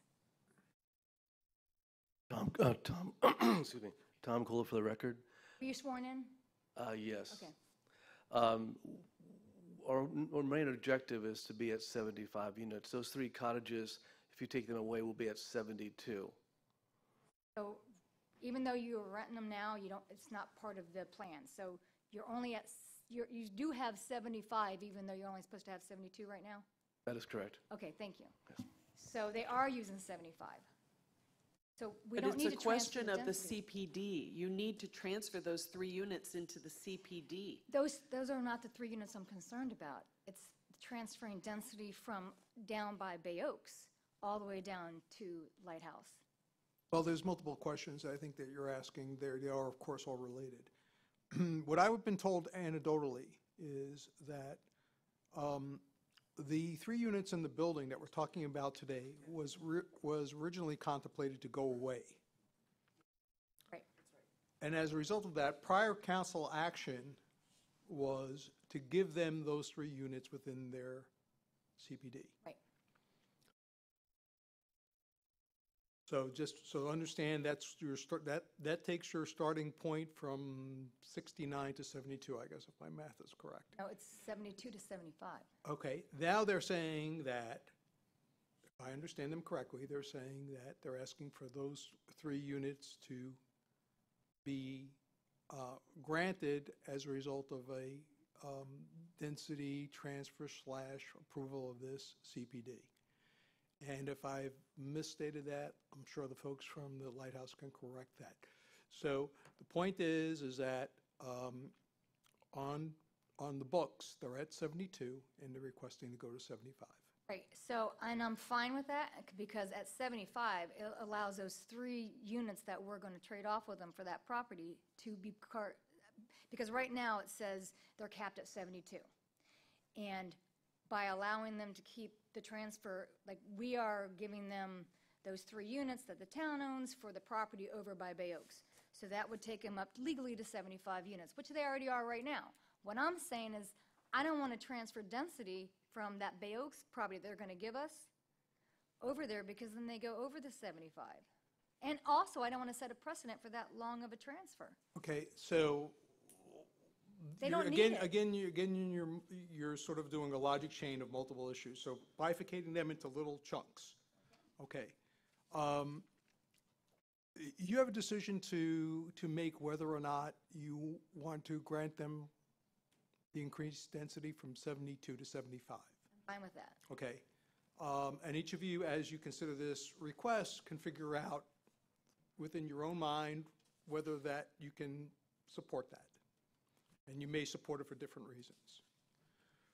The question of whether the lot that is being contemplated to be transferred to the town has buildable density on that, that's a separate decision for the town to make. That's in our, that's what Okay, they're so asking. you can say that that lot has 0. Once the town has ownership of that property, you can say that lot has 0 density or not. You can make that decision independent of your decision of whether or not you want to grant them the 75 that they're requesting or not today.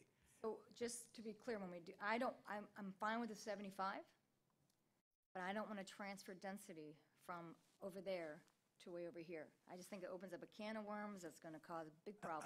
How you for get overdevelopment for the whole island. I understand that, Madam Mayor. How you get there in your mind is, how you get to that number. I think I'm speaking, I don't like to be speaking for them, but I think they want to leave with 75 today. And I think that's what they're trying to achieve. How you logically get there in your mind is how you get there. Well, I think it's obvious. You get there by giving them the density of the cottages that are already there. You're saying, okay, you get to keep that. That gives you 75. I'm just saying that if that's your logic stream, that's okay. Well, I just want to make sure it's on record that way, so that if we're not transferring density from one part of the island to another. That's for you and your colleagues to debate on how you get to the 75 if you ultimately approve it. Do we need to transfer the density to get to 75 or not? My understanding is if you're looking for a zero-sum type of game, then yes. What do you mean? Meaning that you're not increasing density island-wise. They already have, they've got 75 now. All we're doing is going from, taking the condition that you're max at 72 and saying you're max at 75. That's what they want. What I'm trying to explain to you is the 3 that they have on the cottage that you're talking about, that was contemplated to go away. Right. So they're technically not at 75 today, okay? Because that was technically planned on those going away. So in a snapshot of time, in this second, they have 75, but also by December, I think of this year, they were supposed to go away and go back to 72. But all they want is 75. I'll let them speak to that. I've tried to explain it as best I could. I just don't think you guys understand what I'm saying. They have, with those 3 units, by making those 3 units part of the CPD, they have the 75 they're asking for. There's no reason to transfer density from the Bay Oaks property. And I think they can address that. The math on the calculation of the transfer of the density means that the total site will equal 75. When you do the math of the calculation of how many units they could get, it's 75. There's not new density that'll be allocated to them. They won't be able to come back and ask for more than 7. I understand, but because you have 3 cottage units on a small parcel Right. that are non-conforming, it's easier to say the density of the transferring of the density from the other site to this site means that the total site at 75 units will meet our comprehensive plan requirements versus then you got to interpret you're adding a non-conforming density or intensity site to the CP. You can do it either way, really, but I'm do you going to understand what I'm do it saying? the most conservative way, which would say leave the 3 cottages, add those densities in, and don't transfer density from, I mean, we're getting that piece of property. Why would we give up any public, I mean, that's our property now. The town owns that. I'm not involved in the transfer. I don't, the point was is the land that they have, if they transfer the density from that site to this site, then the total equals 75. Yeah, but if you transfer that density on top of the 3 cottages, No, I'm sorry that you don't the understand transfer of the this and you're density. doing I that. understand it perfectly well. I'm just wondering if anybody else is going to get to ask a question. So Well, the- I'm still, they don't, The I'm point getting was mine answered. the transfer of the off-site density to to this site makes the whole property of the CPD equal 75. How do you figure that that's close proximity? I'm not having that, I'm not making that debate. I'm saying the number of the density, the way it works out. That's what I'm Okay, discussing.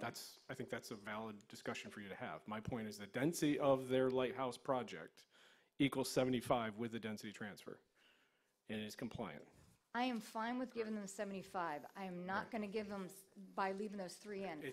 My point was that there's no more density. Transfer that far away. Okay.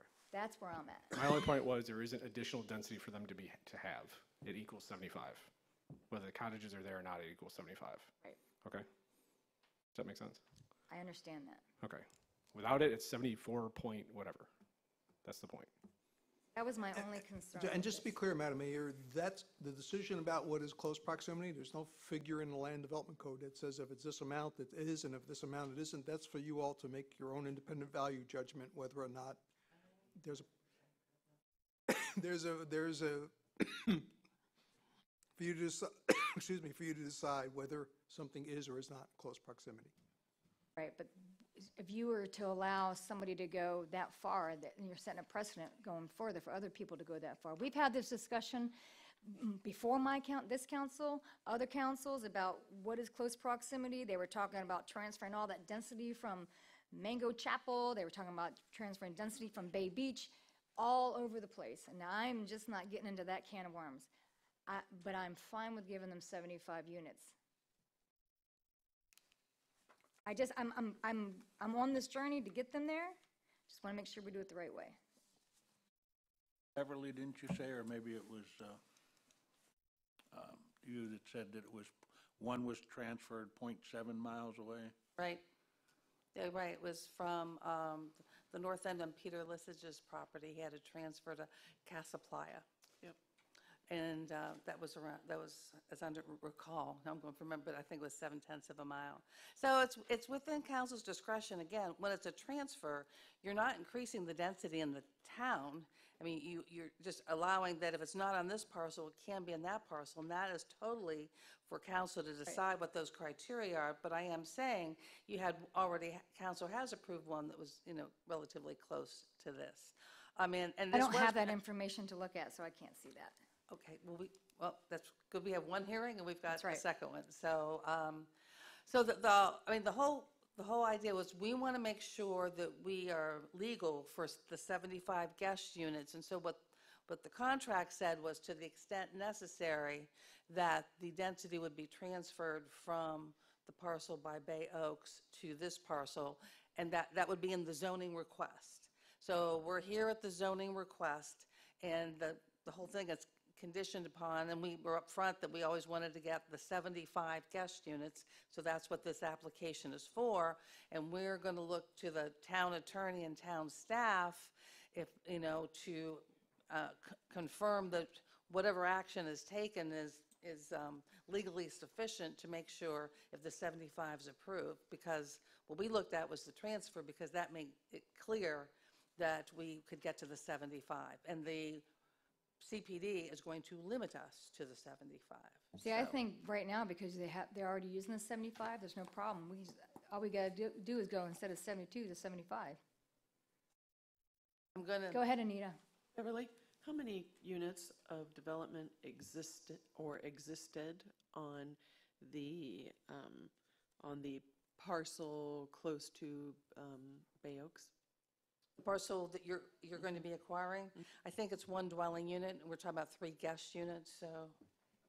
And excuse me, and plus we're adding land, so the whole thing adds up Correct. that we can support 3 I guest got units. it. Okay, so the existing 3 cottage units are non-conforming units that essentially disappear without any action in December. Is that correct? Yes, because in September of 2019, that's when our easement disappears and the town has full ownership of that parcel. Okay, now could I ask Jason a question?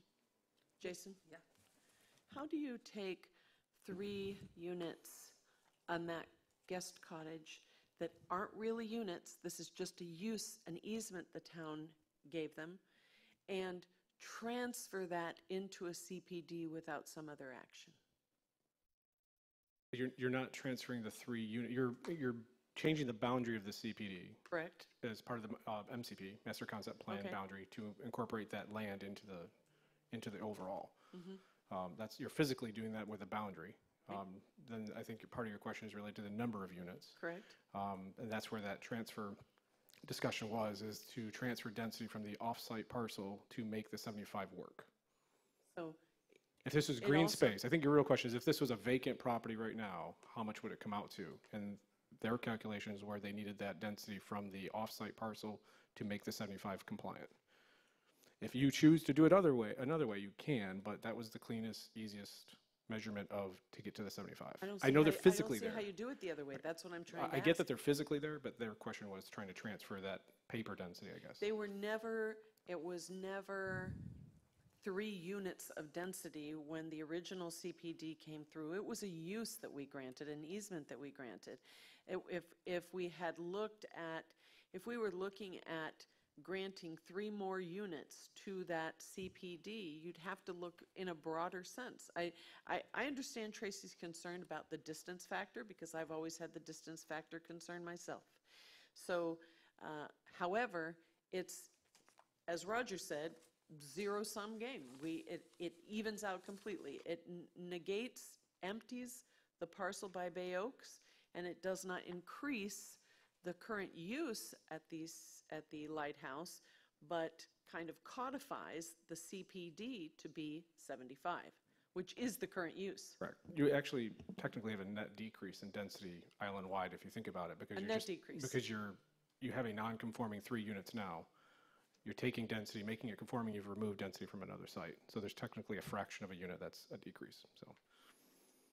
Well, that could be a reason. That could be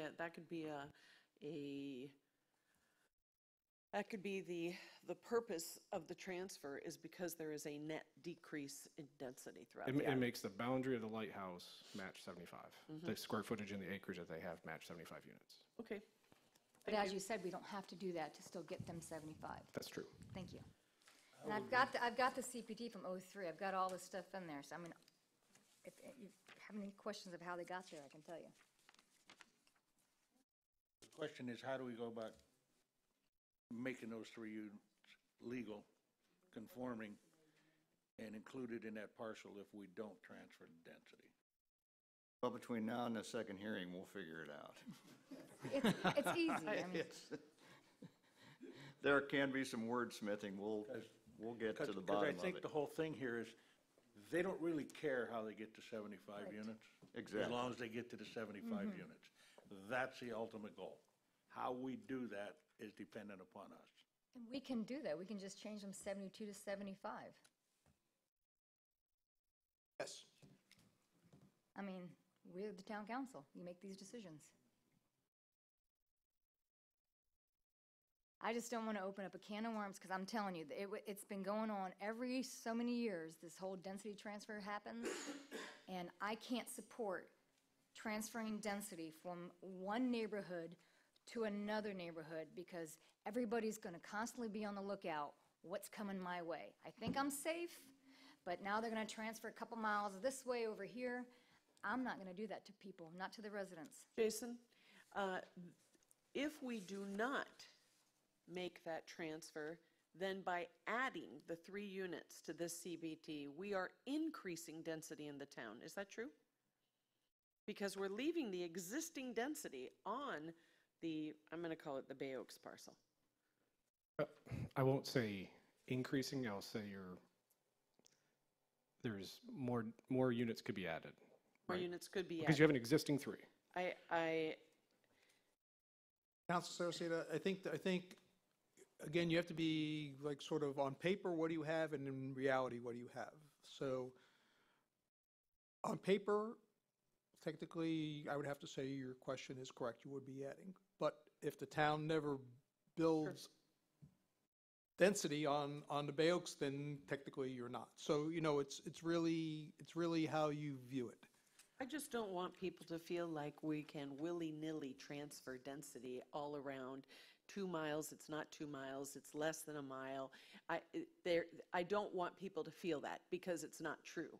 And secondly, the whole issue of the transfer has legally sets everything into the package in my mind with a net decrease. I don't have that, as concerned as I have been about transfer of density.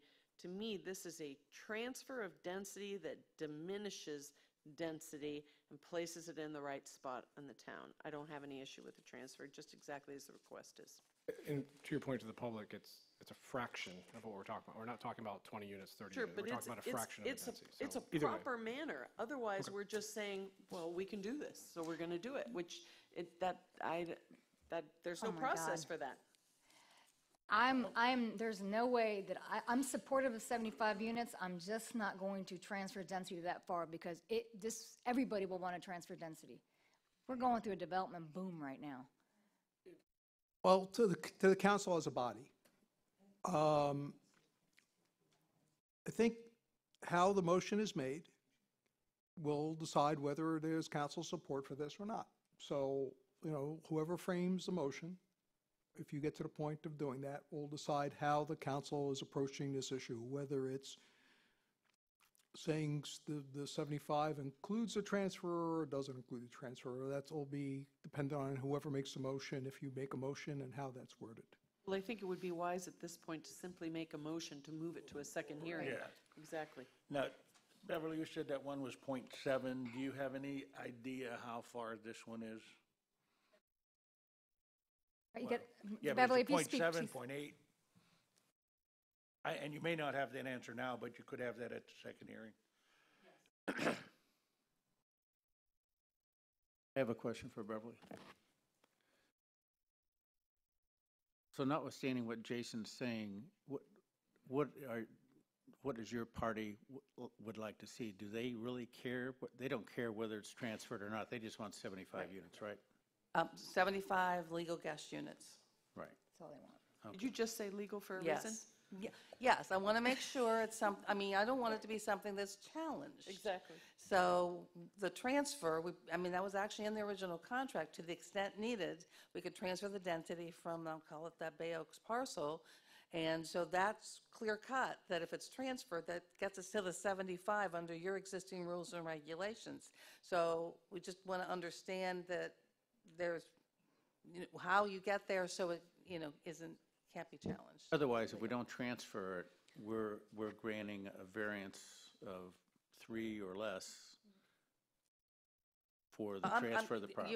That's where you have, I'm looking to the town to support how they get from 72 to 75 if you're not using the transfer. Our town staff I don't just know said yet. that we can go to 75 without transferring. That's our legal people. Those are our people who are saying we can do it. Right, but Jason, is that a variance to go to 75? What do you call that? No, because it's existing 3 units, right? So you're just changing the boundary. I would have to look, but you can do it, and obviously you can make that determination of whether that's consistent or not, and that's going to have to be your finding, and we can write some wording up for you for that. Okay, because it sounded like to me what I was hearing from Beverly, that there's a question as to whether that is conforming 75 units on that land. And according to their math, it would not be. Council Butcher, here's I want to restate the alternative that, in my mind. That is that if you don't want to use the word transfer because of the concerns that have been expressed by your colleagues today, you could just simply say that they're 75 and the other parcel is 0, because once you own it, you don't have to build on it, and therefore it's 0. Therefore, the total density in the town is not increasing. Right, because we own it, or we will. But we can hash this out a little bit more when we get more information for the second hearing, so we don't just take all day with this transfer. Is there any other questions about anything else from this? Any clarification before I get to the rest of I the have, hearing? I have a separate point to make, Okay, okay? And I'd be remiss if I didn't ask the council to be sure you're comfortable with the extension of time. You know, I was going to make a comment on the extension of time because I remember 20 years ago thinking that 2020 was really far away. And here we are at 2020 approaching. I guess I'd just like a comment from you guys on why that extension is necessary. I think, you know, part of what the community expects is to see something. And so, Tom, what's that? What's that answer, if you don't mind? come on down, Tom. For the record, the question you're asking, I asked myself, why haven't we done more? And there's been so many developers across the street that had Todd Bahama style for Dave Myers, which were very exciting. And that plaza's been sitting stagnant for almost 20 years. And I just don't see a financial gain to spend $5 or $6 million on a new building when you're right next door to a kind of a condemned, out-of-place building. And I was very pleased to see the town council agree with the new development next door, which will allow us the opportunity to see the impact on the lighthouse. We're probably looking at 2 years before Tom's going to be able to build, and maybe another year or two for construction. And then after it's constructed, that's when we'll find the impact on Lighthouse. Is it a good thing? Is it a bad thing?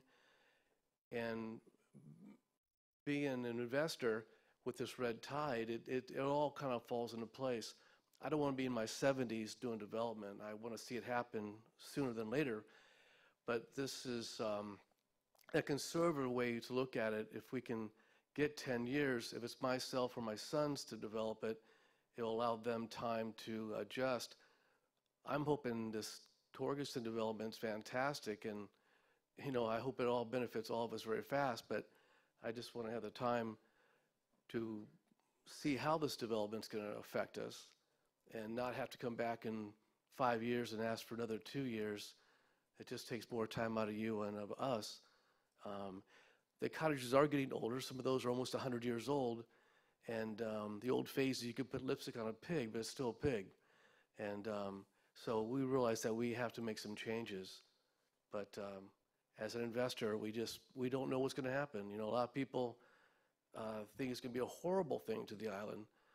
I don't think so. I don't think you do either. But I would like to see something happen sooner than later, but we're asking for extension just to be conservative. Okay, I understand. Thank you. Thank You know you. what, Tom, I just got to tell you, I mean, the lighthouse, it's beautiful. You've done good work with it. A lot of the businesses around that area have done work. I mean, look what John Machard's doing over there. These things are, I don't think anybody needs Tom Torgerson for you to make a decision what you're going to do with your property. You guys our businesses have been there for a long time and have done a wonderful job. I'm sorry. Well, you know, you're right, Tracy, and I think our market will always be fine. You can always get those units. But I don't know the impact of what he's going to bring. I think people are going to come here that normally wouldn't come from other coasts because, you know, Fort Myers Beach has a lot of things to offer, but I think some of the things he's going to offer will bring more people, and that would determine what kind of unit we would build. Are we going to build a suite that will market their kind of clientele? It's just we don't know until we actually see it. You know, right now we can redevelop a bunch of small units, but that might not be what the market needs. And it's going to probably take us at least 2 years while he's done to kind of absorb what kind of feedback people are coming to my door saying, I want a suite, I want a suite, I want a suite. Or, you know, we don't really know. That's why we're asking for the extension to make a really clear decision on my lifetime dream of developing the whole lighthouse. But with the new hotel being put in, it's been our 20-year quest. So I'm very happy to see something happening to that property. Thank you. Other questions? No. Okay. Scott Safford? No, nothing from the LPA? Nothing from the LPA. I would like to open up the public testimony. Michelle? No requests? Anybody? Yes?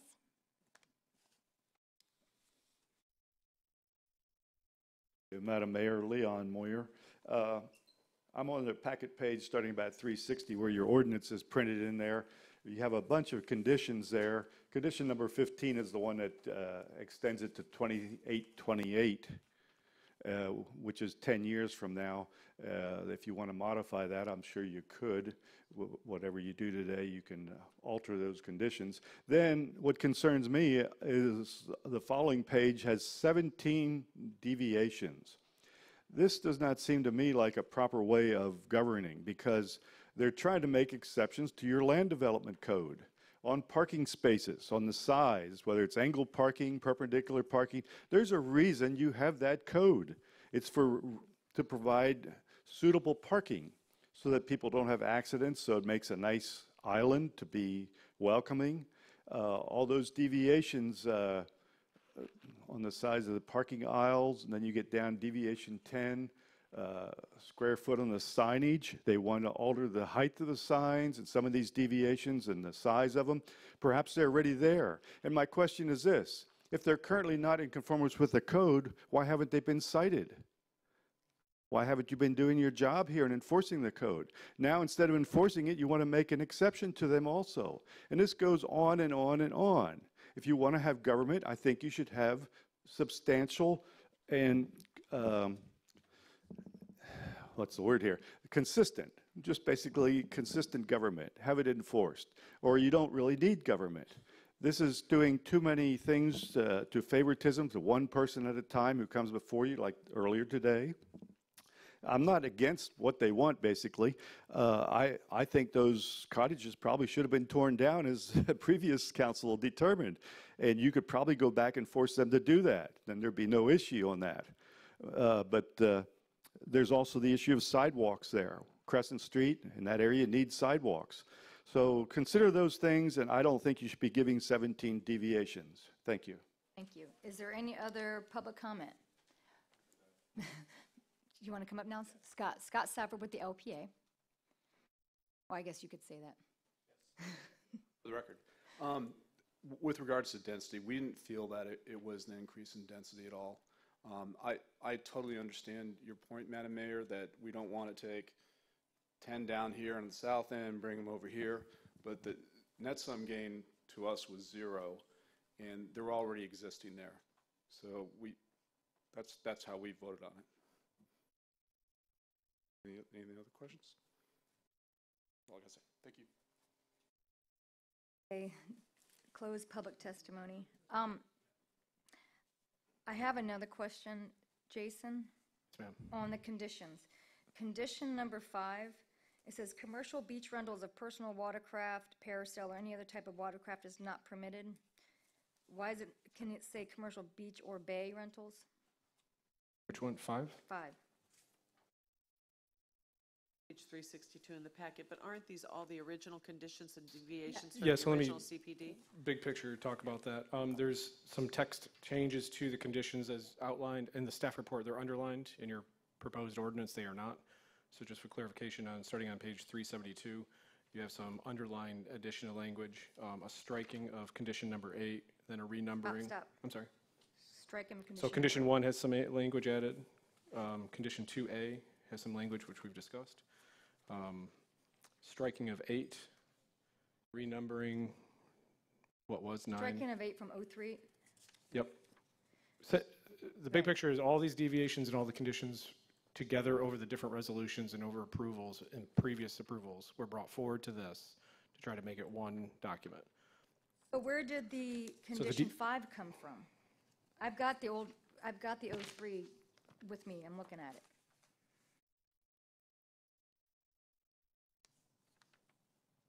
I had, which one are we looking at? You added condition 5, which was not in the, I couldn't find it in the original conditions. I may have just zipped through it.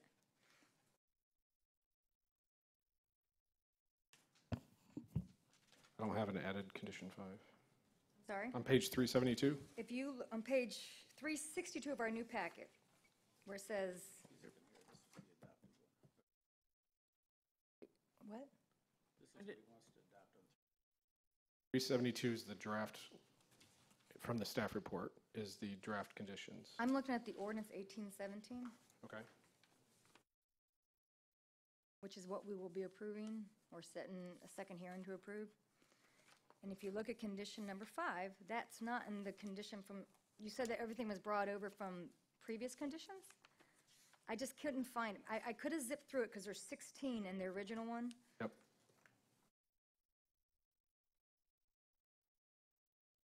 Then we'll make that correction. Yeah, you're correct. So if you look back at the staff report, it does not include that condition. Well, So that must have been, that's my question. I don't know where that came from. So do we take it out, or do we add, if you're going to do beach, then you have to add bay?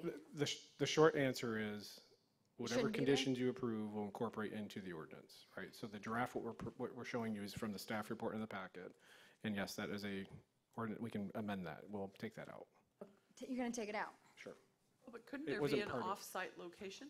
But that's what I'm saying. It's not part of the original conditions. I was only trying to amend. So whatever's in, okay. whatever How'd we it have get there? provided for under 372 and 373 are the proposed conditions and deviations incorporating everything that had been approved previously.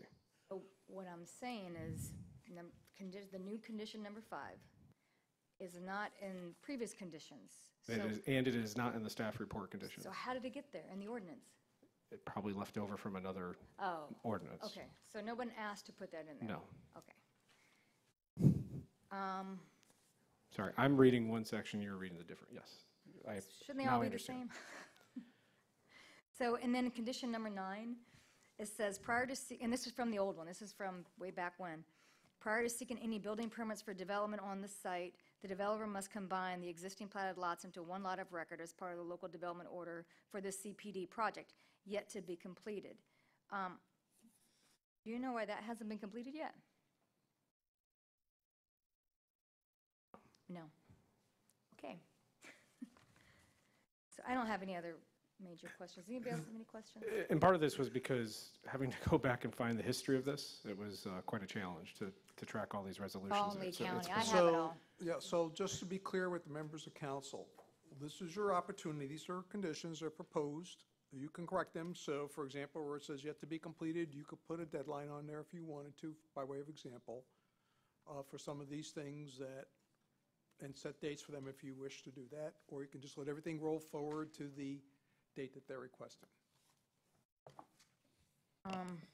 What do you guys think about the yet to be completed?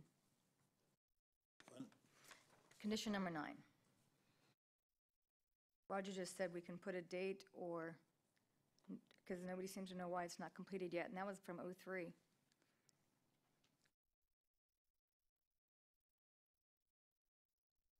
Perhaps you would like to leave it as this and ask them to come back with when they think they can have that accomplished for the second reading, because it may require some input from them when they can, Excellent suggestion. when they can get that done. There, any other questions, comments for staff or for applicant before we want to set this to a second hearing? I just have a question for Jason. Jason, on these deviations, were any of these new or different from prior? No, This is all carryover. yes. They just weren't all in the same place. I'd like to make Now a they are. motion to Thank you. set What'd you the second and final public hearing for November 19th at 9 a.m. Second that? All in favor? Aye. Aye. All opposed? Motion carries. And that will end the public hearing.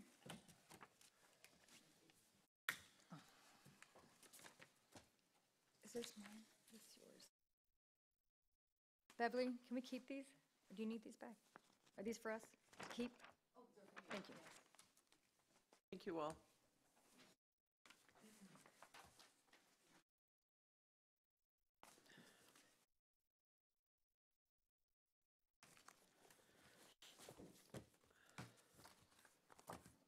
Now to the administrative agenda. Resolution 1839, fiscal year 2017-2018 budget amendment. Roger? Madam Mayor, this is the second hearing on this item. It was approved 4-0 at your last council meeting. This is to balance the fiscal 18 budget. And of course, all of those actions will be reviewed in upcoming months by the external auditor. Questions from council? Make a motion to adopt Resolution 1839, fiscal year 2017-18 budget amendment. Second that. All in favor? Aye. Aye. Motion passes unanimously with Vice Mayor Shamp absent. B, mobile radio systems. Approve the purchase of mobile radio systems from Motorola, piggybacking the National Association of State Procurement Officials contract in the amount of $47,956.01 as approved in the current fiscal year budget. Roger? Madam Mayor, the reason we recommended this be included in the fiscal 19 budget and we have this item for approval is that we continue, although we were unaffected by other storms that happened in this hurricane season, we monitored some of the issues that they have, and one of the things we find is that cell towers as well as go down, and there's an issue of how many landlines people have, and they get overwhelmed, and they too can get damaged. The best way for us to be able to be sure that we can remain in contact with Lee County, the Lee County Sheriff's Office, and the Fort Myers Beach Fire District in the event of a storm, if cell and landlines go down, is to participate in the same radio system that they have, and this would allow us to do that. Do you have any questions? Nope. Okay, I make a motion to approve the purchase of the mobile radio systems from Motorola, piggybacking the National Association of State Procurement Officials contract in the amount of $47,956.01 as approved in the current fiscal year budget. Second. All in favor? Aye. Aye. Motion carries unanimously with Vice Mayor Shamp absent, excused absence. C, Committee Appointments, Historic Preservation Committee.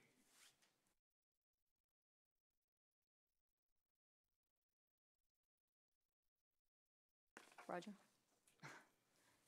Madam Mayor and members of council, it came to our attention that the Historical Preservation Advisory Committee was never officially constituted. Therefore, council proceeded to do that recently so we can get that accomplished. And now this is the opportunity for the council to appoint members to serve on that committee to advise you all through the LPA and the actual historic committee on actions to preserve the town's historical properties and opportunities. Anybody have any comments, questions? Well, Talk what about this? I was trying to decide was this, so we have to appoint all new members? There was never an official committee that really had official membership, so the answer is yes, technically. Okay. Okay. And the people who have officially been serving, they understand that they would have needed to file an application to continue to now officially serve? My understanding, the clerk has been made it known that these folks, if they wish to continue to serve, that they would have to go through this process. And so the ones that we have here is Susan Dziacki, sorry if I messed that up, Patrick McGowan, Scott Safford, Betty Simpson, Lori Wolf, and that's your 5. Sorry to see Susie Cutt's name not here because she's done so much work for that group. If we approve this today with the 5, it's open 7, so someone else could still come in, right? Correct. Yeah. I'll make a motion to approve them.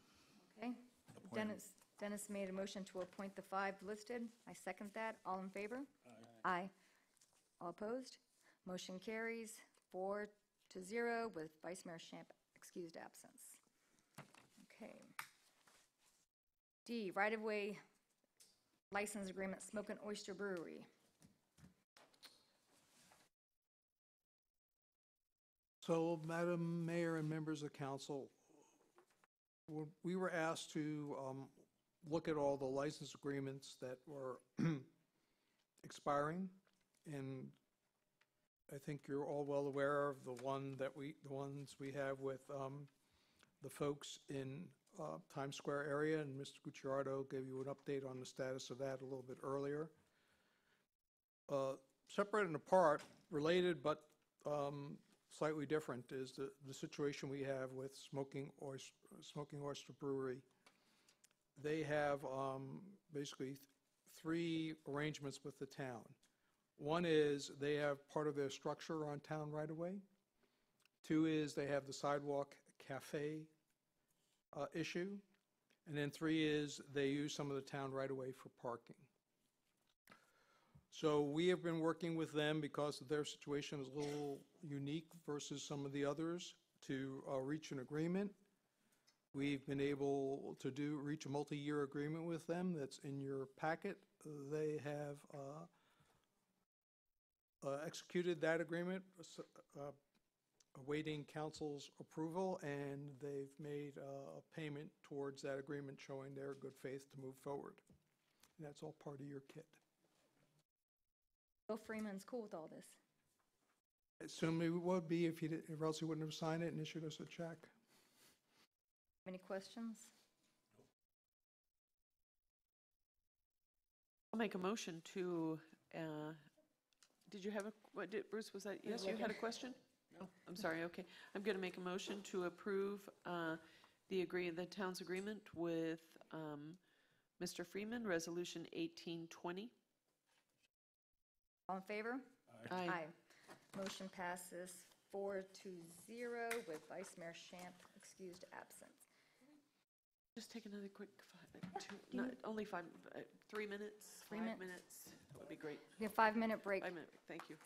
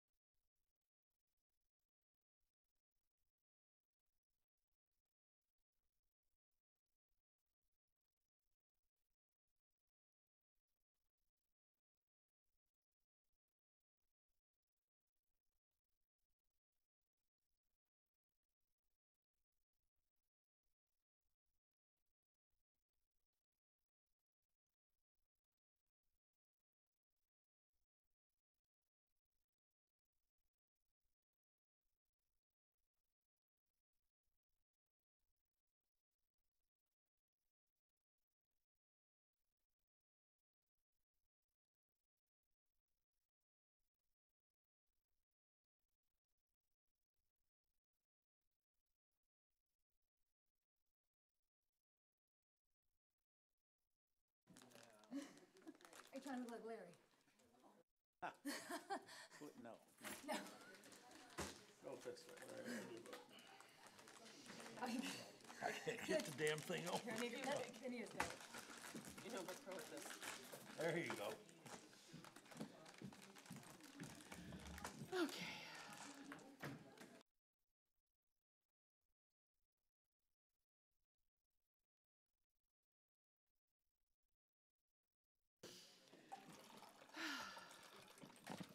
Okay, it's 11:41. We'll call the meeting back to order.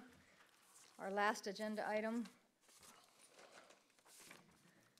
for administrative is Times Square Waste Trash Services. This is just a discussion. We wanted to put this on the agenda, not for necessarily for discussion between members of council, although of course you can do that, but mainly to, because this is going to be on your M&P on, I believe, on Thursday, to give you a chance to have a dialogue with Mr. Gucciardo or anyone else from the public who may be interested in this matter. So that's the primary purpose why it was on the agenda. So it's under administrative. I guess we can approve having public comment on this? Okay. Yes, well, that was the intent. You know, he gave a report. I don't know if was any follow-up questions. We were trying to create an opportunity if you had some to ask those. So therefore, that's why we put it on, because then we're trying to keep the public discussion out of your working sessions on Thursday. That's where you all debate the issue. So this is your opportunity. If you have any questions for staff or Mr. Gucciardo, we'll try to answer those. Is Chelsea, this is Chelsea's thing? Yep, okay. Okay, do you guys? I'd just like to go on the record right now that I will recuse myself from voting on this issue, but I'd like to ask you, Jack, in the past, I have recused myself on issues that directly affect me in Times Square, but I'm still allowed to talk about it, just can't vote on it. Do you agree with that? You can definitely talk about it, and as far as recusing yourself, I think John and I could probably, as this would not necessarily inure to your personal singular benefit. No, but it definitely, I don't feel comfortable. I don't feel comfortable voting on it because Very well. I mean, I think it affects me personally financially, and that's where I think the rule would come in that I can't vote on. All right, fair enough. We'll go ahead and. You could probably argue anything, but as I read it. Kind of the way we work. I yeah. think if I benefit or anything financially, I have to recuse myself, and I definitely. Very would well. on We'll this. prepare the form for you. Okay, thank you very much. Well, I have the voting conflict form, and it says for elected officers, in addition to abstaining from voting in the situations described, you must disclose the conflict prior to the vote being taken, publicly stating to the assembly the nature of your interest in the measure on which you are abstaining from voting, and within 15 days after the vote occurs, by completing and filing this form, it's Form 8B, Memorandum of Voting Conflict, with the person responsible for recording the minutes of the meeting, who shall incorporate the form in the minutes.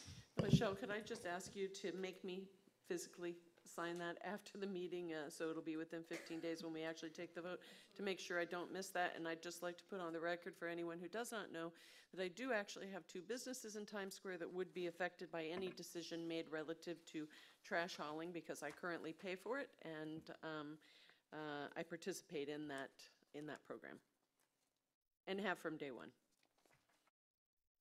Okay, so to get to trash hauling. Roger? So if I heard Mr. Gucciardo correctly this morning, in summarizing the sentiments of the businesses in Times Square, they're basically asking that while a variety of issues associated with Times Square continue to be looked at, that the status quo be continued. So that's his request. As you are aware, staff has brought to your attention the fact that under the current trash servicing of Times Square arrangement, that the town is augmenting the cost of that service, and How much is the town paying to augment that service? I'll have Chelsea come up and explain those numbers. Just so the public understands how much it's costing.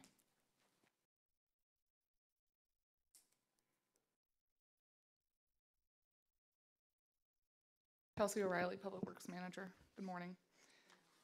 The total labor cost for the town is roughly $80,000. Right now, the portion, the merchants of Times Square pay portion of that percentage, and I think it's roughly 35%. So 65% is covered by the town? Correct. Why? That's why we're here. Chelsea, that 8,000, is that per year for labor costs? Yes, sir. Town going to pick up 65% of the residential trash? I doubt. There's the why. Because previously, each individual business in Times Square had the ability, through Advanced Disposal or whoever our contract was with, we all had the ability to have our trash collected just like we have our trash collected at our homes. Each business paid their own bill. When the CRA project went into place and the pedestrian plaza was closed, the Times Square businesses lost the ability to have our trash collected in a regular manner. So at that point, at that time, and I'm just giving you the Reader's Digest version, maybe John would be better to say this than, matter of fact, maybe John's better to say it than I am. I'll take my, can we allow John to speak? I don't mind. You guys mind? No. Okay, go ahead. You say it instead of me. It'll sound less persuasive. John, just for a visual, when the garbage truck, back in the day when we used to go around the Times Square, Right. when it used to be a road, Mhm. did the garbage truck go around and like stop in front of each business and pick it up? I believe so. Yes, it did. Okay. That's just, And they have a dumpster there as well? at Lynn Hall Park, there was a dumpster. There was a dumpster and still is a dumpster behind this sort of fenced area that belongs to Bill Whitaker. Behind who the Dairy owns- Queen. Behind, yes, which is Dairy Queen's pier sides, and, you know, occasionally Pier Peddler throws something in there, but that's just specifically their dumpster. And there was a dumpster at one point. We did a try, never mind. John, go ahead. We Sorry. experimented with a couple of different variations on where dumpsters could be located, but frankly, none were really successful. A lot had to do with just the practical nature of a dumpster and the overflows and things like that. But the bottom line, the point that I think Anita was trying to make was that the situation in the square that those merchants deal with now was something that was different from and a variation on how every other business on the island is treated and interacts with garbage disposal. Given that, previous councils took on the responsibility or part of the responsibility for those decisions that were made about how trash can be handled there. And as a result of that kind of dialogue at that time, took on some of the financial responsibility. We understand that this council is relooking at that. We still think that there's a good argument to be made that, again, because of the different nature of the square, the town should be financially responsible for some of those labor costs, at least in part. But putting that aside for the minute, again, the point I was trying to make before was that while some of the other issues we're dealing with have been relatively, I don't want to say easy to deal with, but at least less complicated to deal with, and we've made great progress on, the trash hauling is proving to be a little more complex. We did a walkthrough recently at the square and with Advanced Disposal and looked at some of the options in terms of compactors, in terms of recycling possibilities. We thought we had a fairly good idea of what could be possible and what wouldn't be possible. Advanced had some different ideas about which ones were really workable and not. There is still a possibility that we can pursue some discussions with the county about use of their lands, and that might make the use of a compactor in the square a little more feasible or viable. Since that time, Advanced Disposal has come up with yet another location, and that would be on Center Street, to consider in terms of placement for a compactor. The problem logistically with Center Street, of course, is that then you have the garbage leaving the square and going across a public road, and I'm not sure about the liability issues there. But my point is that there are still lots of things being looked at and percolated through the system. You've got a great staff who is dedicated to trying to figure out how to work this out properly, efficiently, and at the least expense possible. And the merchants, I think, have showed good faith in trying to work with the staff through those issues. But the issues are still open. Our concern at this point is that while you'll be discussing this in greater detail Thursday, it also looks like it's going to be brought back to you on November the 19th for some kind of final decision. Our point of view is that while we think we have resolved some of those other issues, the fee rental issues and the long-term redesign plan and how to go forward on that, the hauling may take us a little longer. And if it does take a little longer, we think that that gives you the opportunity to get to a better solution. And again, until we get to that better solution, we're asking that the status quo be maintained, and that is that there is some subsidy, if you will, of the labor costs taken on by the town. I haven't looked in great detail on the numbers that Chelsea just gave you. I believe that she's presented those in good faith, but I'd like to find out more detail how you came up with that number, how she came up with that number, and then see if we agree on it.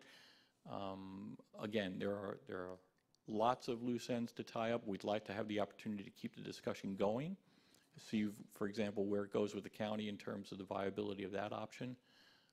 And the request is just to allow us to extend that discussion under the status quo agreement. I want to make a point, because you said that this council wanted to look this. A previous council set a 3-year time. So the reason we're looking at this is because a previous council said in 3 years, we need to look at this again. So Well, we didn't come up and say, let's go relook at this. This has been in the works. So. I don't mean to be argumentative about that. The 3-year relook, I think, had to do with the rental fee agreement, because that's the license agreement language. All worked in together. I just want to make sure it's clear that that's why we're looking at The it. point is, you are looking at it now, and we'd like to be part of that discussion. So do you want us to keep it at the same rate it's been for 20 years? Is that what you're saying?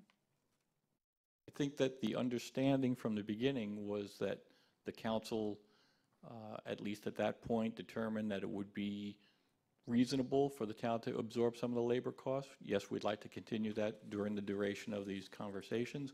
I don't think that these conversations need to go on forever, obviously, but we also don't think that they're resolved at this point. The businesses, besides like retail, besides like Local Color and H2O, they also get more, they're able to rent, so they're making more money too, right? Since we got rid of the drive around and we put in the pedestrian plaza, all those tables and chairs weren't there before because it was a roadway.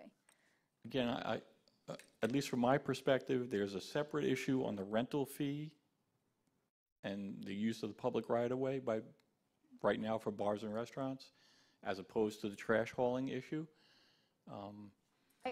You have to understand that. I tend to lean conservative, and subsidies bug me. So that's where I'm. It's important to understand the period in 1995 and 1996, 97, when the town was engaging with the county for the county CRA project and capturing that money for the town of Fort Myers Beach and the decisions that were made to implement that CRA project. And the decision that was made at the time, under much fury and anger on the part of the Times Square businesses, including my father, yes. I mean, as you all know, I have known the majority of people in that Times Square area for more than half my life. And there are 3 of us that have had our businesses that belong to our fathers for more than 30-some years. It's a unique environment, but those individuals and others fought the town on the CRA project. They did not want the road closed. They did not want the tables. They did not want any of it. And the only reason I'm saying that is because I said just exactly what you said, Tracy, to John Lalo the other day, and it doesn't get anywhere. The fact of the matter is that a decision was made by the town to move forward with that CRA project and close the road. That decision impacted those businesses dynamically because they no longer could get the same services they were getting prior to the street being open. Not deliveries from Cisco or Budweiser or anybody else, not trash, not oil trap cleaning and the other services that the restaurants required. It impacted all of us, the retailers least of all. But it impacted the restaurants tremendously. And even up to the extent of at some point when the town decided that the businesses had to purchase a certain kind of trash bag. We couldn't even use our own trash bags. Now, they are excellent trash bags and should be available to all the town because they are fantastic trash bags.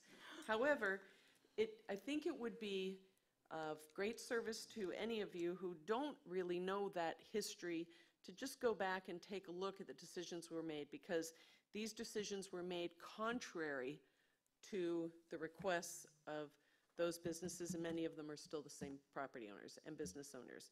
And if I could just add, as far as the ongoing discussion about trash is concerned, I did reach out to Commissioner Kiker because there have been some discussions, and Mr. Whitaker also, we reached out to him about possibly locating a compactor, because one of the discussions we had early on was recycling and how important recycling would be for the Times Square businesses. And so I reached out to him and I said, in our discussions, I said, well, could I at least say that we're having a discussion? And he said, yes, absolutely. So there's at least that discussion that could possibly present an opportunity for the recycling compactor, or like they have at Santini Plaza, they have a recycling compactor, and it's a tremendous advantage for eliminating just basic waste. So anyhow, that's all I have to say. And if I could just follow up on those points. Again, it's labeled as trash hauling, and I understand that's kind of an umbrella, topic to describe it. But really what we're talking about, and in this sense, I think that the merchants and the town are exactly on the same page and trying to get the same thing. What we're really talking about is not only the trash hauling, but an effort to reduce the amount of trash that's being generated, to increase the amount of recycling that's can be generated, and also to reduce the labor costs associated with both of those things. So in that sense, we're all on the same page. We're all trying to get to the same point. But those three things to balance, again, are a little complex in this particular situation, and may take a little more time for us to get to a resolution. Chelsea, could you come up for a second? So going through the charts,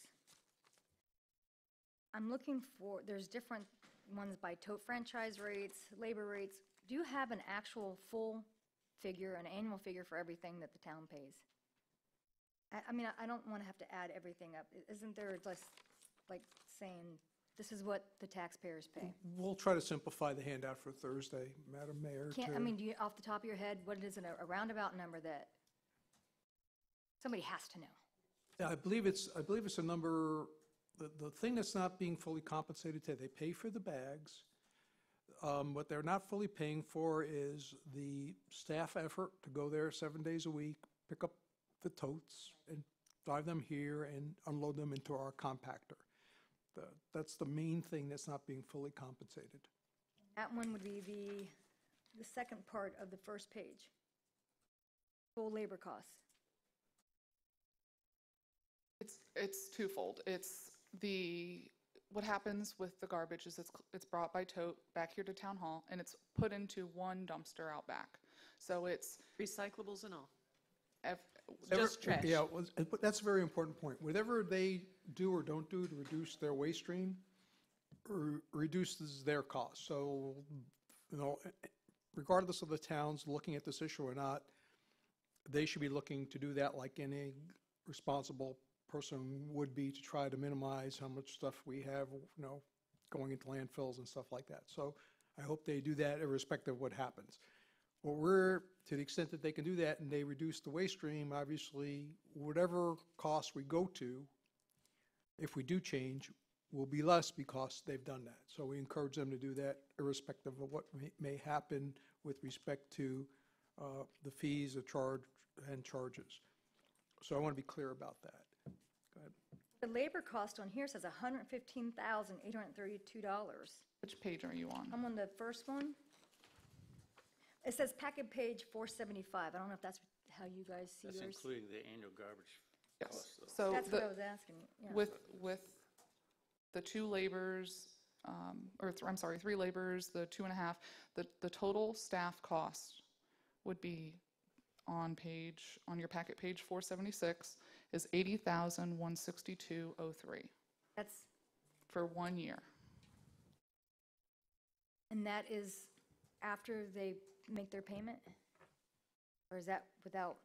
That would be the cost for us to pick it up 7 days a week, 3 staff, benefits, the vehicle, the Which we're insurance. doing now? Yes, Okay, $80,000. yes. And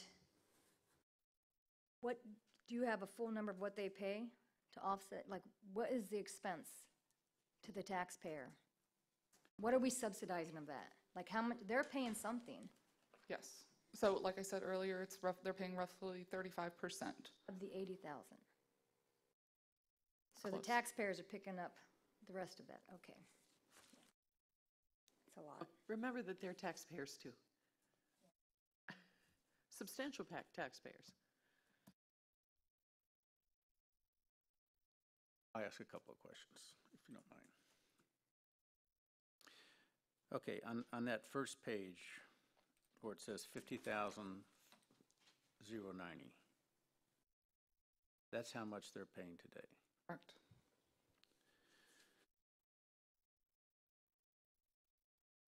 $143,000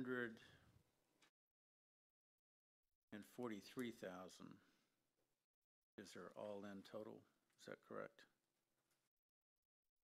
The caveat that is difficult to figure out is the disposal cost. Because it comes back here and we pay one bill to advanced disposal. So back in the day, someone determined 35% was the amount of garbage being collected from Times Square. So 35% of our advanced disposal bill from them for our dumpster back here, the merchants pay. So we don't have a true number for disposal. That's interesting news. That's very interesting news. So how do you measure it? Well, I think,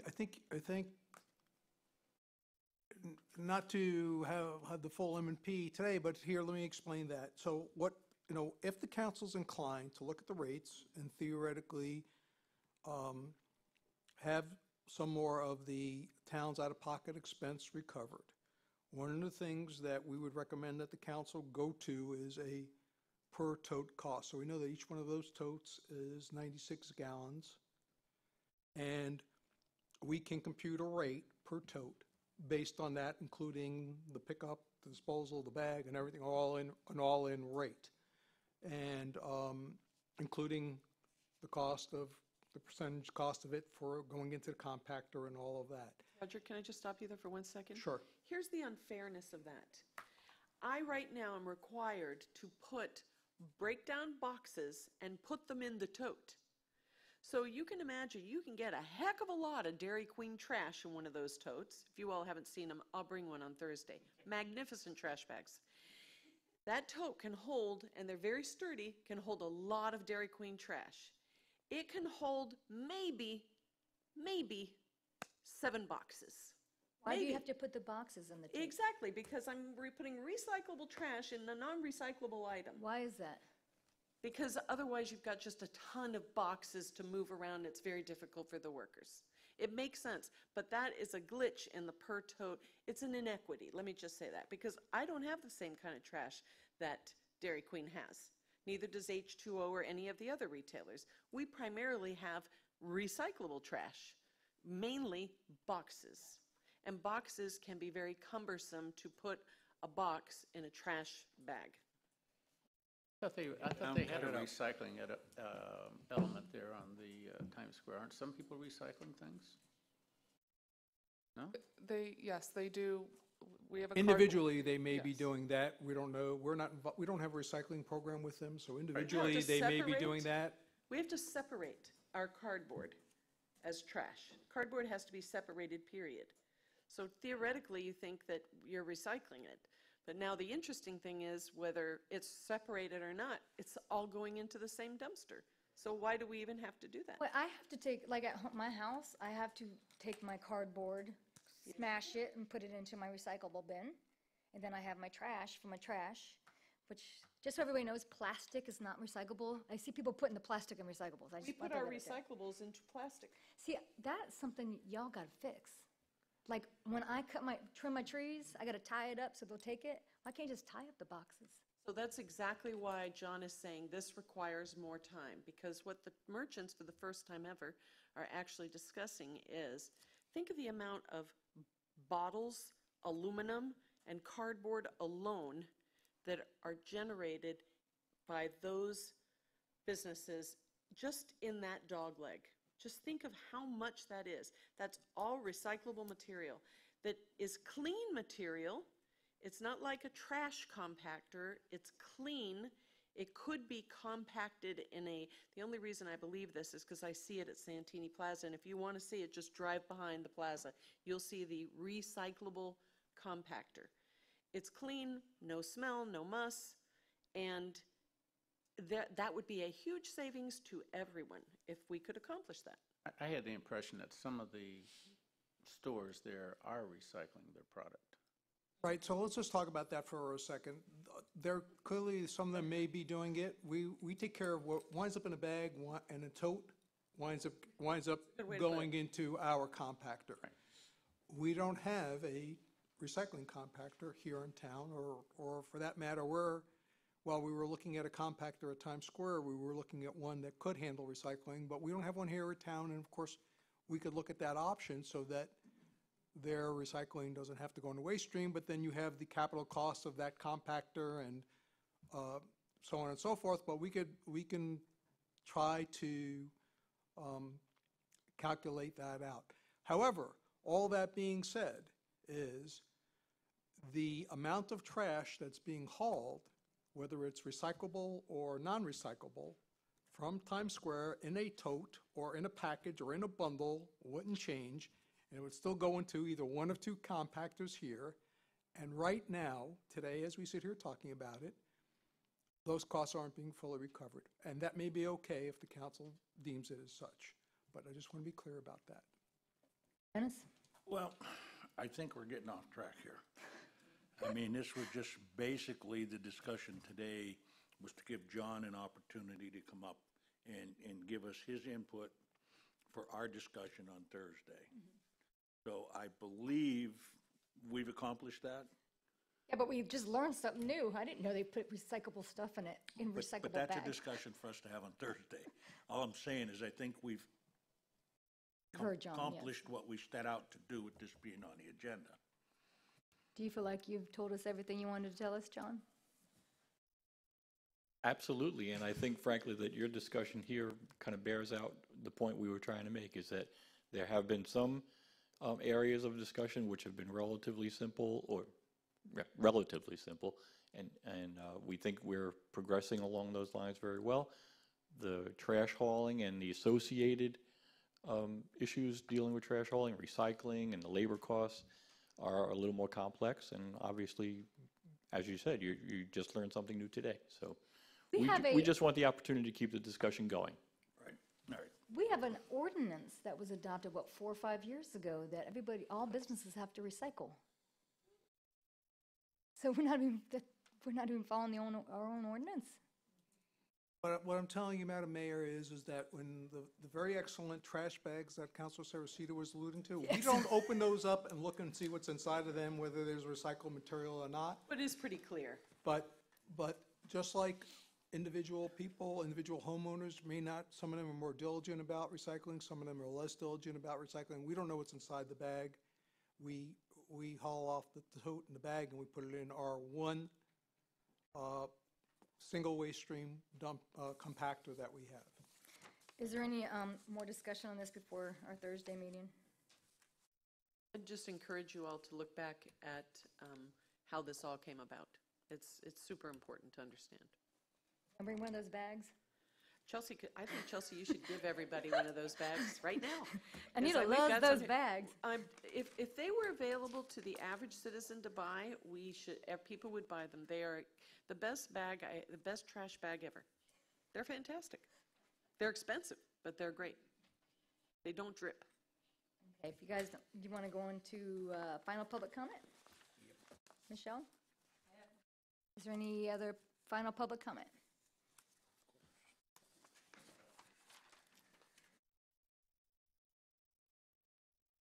Madam Mayor, thank you. Leon Moyer for the record. Back earlier here, you made an appointment to the Historic Preservation Advisory Committee, and your blue sheet says, members of the committee shall be appointed by the town council for a term of 2 years. However, upon establishment of the committee, which you did today, the terms of the members shall be staggered. I didn't recall you doing that. Some for 2-year terms and some for 3-year terms. And it's real interesting to note that the resolution you passed back on October 15th, establishing this system, you didn't mention staggering the terms on the first one. It just says appointments are for 2 years, period. But you have to obviously stagger them or everybody's term will end at the same time.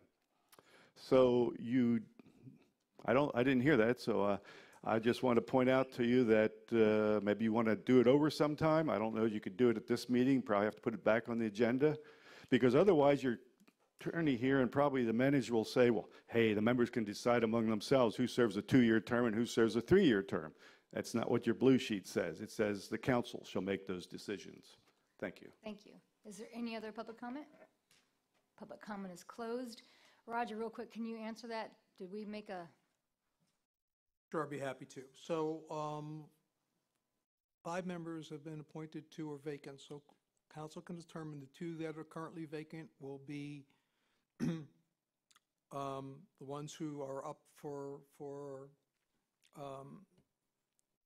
the shorter term of the 2 of the staggered terms, and of the 5 that were appointed, you can instruct the clerk to randomly put their names in a hat and pick one out, and that person will be part of the staggered term also on the first go-round.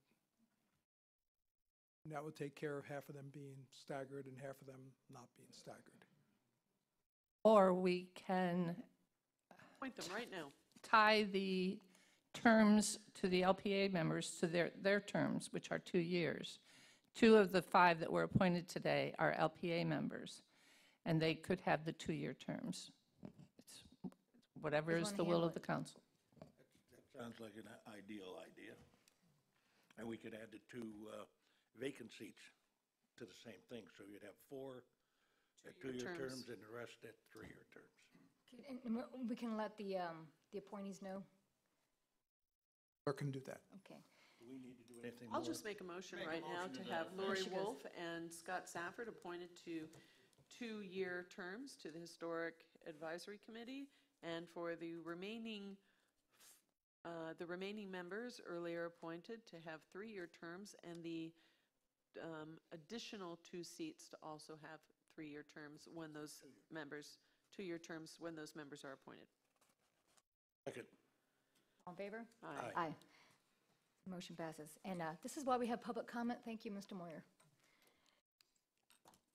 Town managers' items. Members of the council, I just have 2 items to bring to your attention. The first item is that as we continue our portion of the the water main and stormwater improvement projects, we continue to rely on state revolving fund funding, and to keep us, we're just part of a small piece of the larger financing that the state does.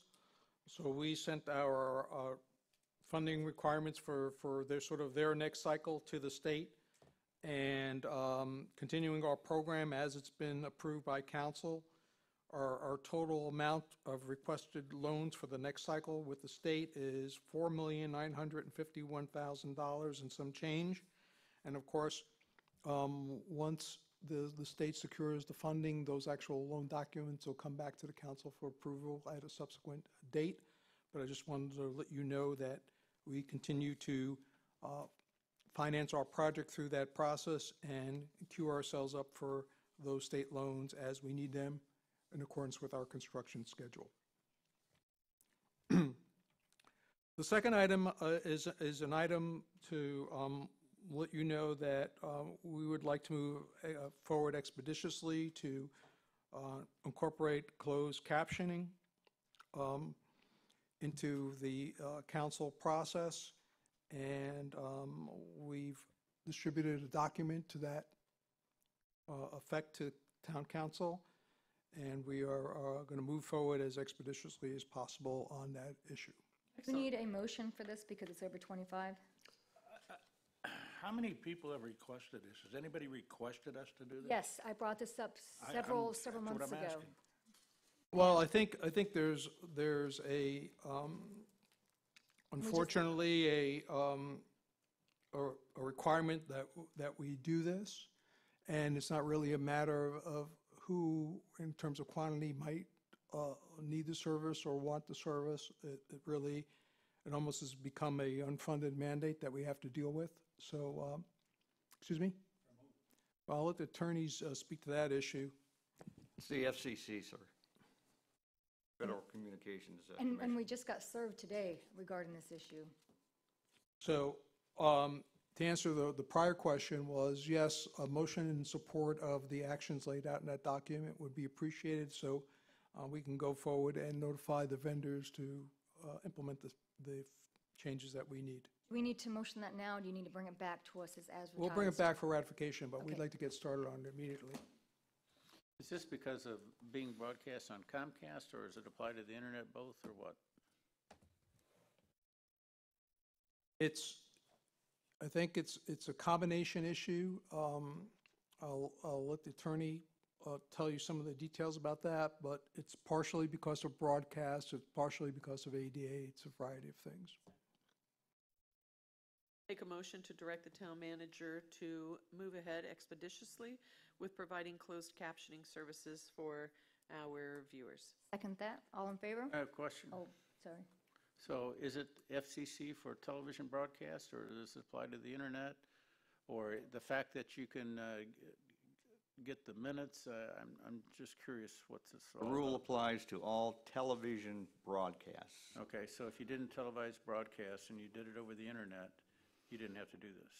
No, it has been interpreted to include any time that there is a visual televised event that is going out under any media, any type of media, television, internet, et cetera. So are all, occasionally when I come home, my wife's got the channel on and I'm watching Fort Myers and I don't see any closed caption on that. Is this something new? Is everybody supposed to be doing this? I don't understand. It dates from at least 2001. I agree with Bruce. I don't see it on any of my TV stations either. Well, it's because we got challenged, though. Right, so I think the, this is not unlike, ADA type issues where it's an evolving thing, and the people who've advocated for this and made it law in one fashion or another then begin the process of citing cities and towns to make sure that they're compliant, and I'm sure we're on that train, as the mayor alluded to a little bit earlier. Somebody's suing us to make sure that we do it. Is that it? They just don't tend to go after the is it a other town resident? municipalities. They like to, everybody Well, I likes can to tell challenge you, Fort Myers I know Beach. they've gone after others, but I don't know the pattern in which they're pursuing this, but I know that others have been pursued on this matter. Town resident that's suing us, or somebody from outside? I don't have a copy just got of it the today and gave it lawsuit, to so I Jack. don't know who the person is. We don't know yet. I think it's, we no, just- actually, I don't, it looked like it was from Miami, but it doesn't matter. I mean, it is what it is. But, I mean, everybody has a right to be able to watch the meetings and see the meetings, so.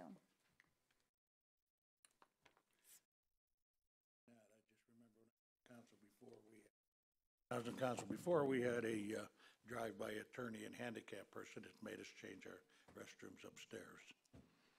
I'm going to call the question if that's, is that, so all in favor? Aye. Aye. All opposed? Motion carries 4-0 with Vice Mayor Shamp excused absence. And then you'll bring that back for ratification at a public hearing? Yes, ma'am. Thank you. Any other town manager items? No, ma'am. Okay. Town attorney items? Nothing for me. John, do you have anything? Thank you, Mayor. I'd like to give you just a brief update of how I spent Monday and Tuesday of last week in the hearing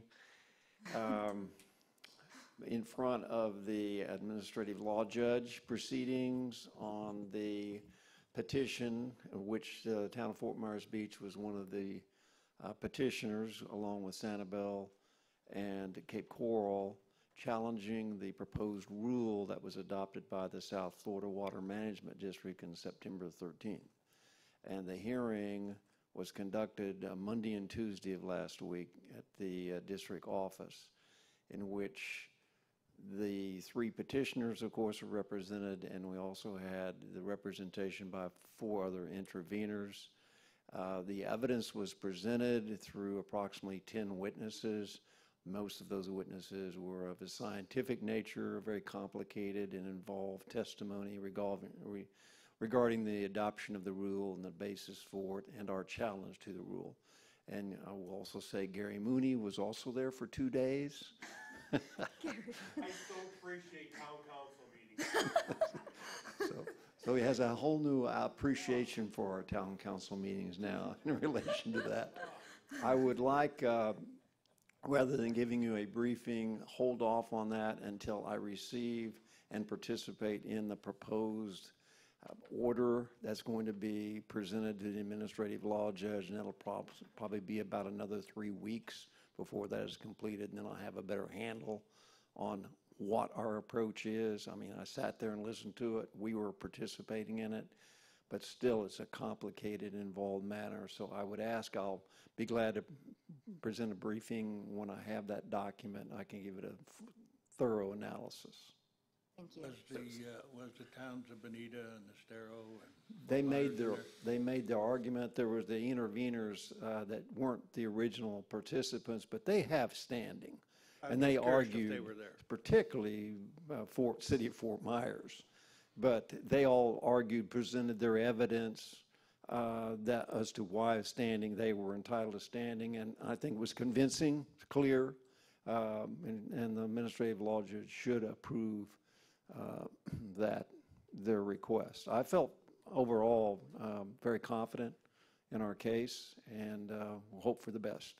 So what's going to happen next? I mean, are they coming back with a judgment, or are they coming back and say, okay, here's our thoughts, now what do you think, back and forth, or what?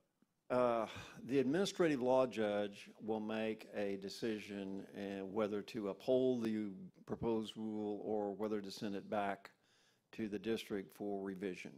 That's what generally their participation is. And then the parties decide how it goes from there, the exceptions that are determined, and is it going to be adopted, will it not be adopted, and in what form.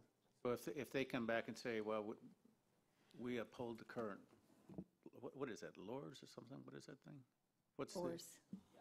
If No, they, you're talking about the minimum flow level, right? yeah.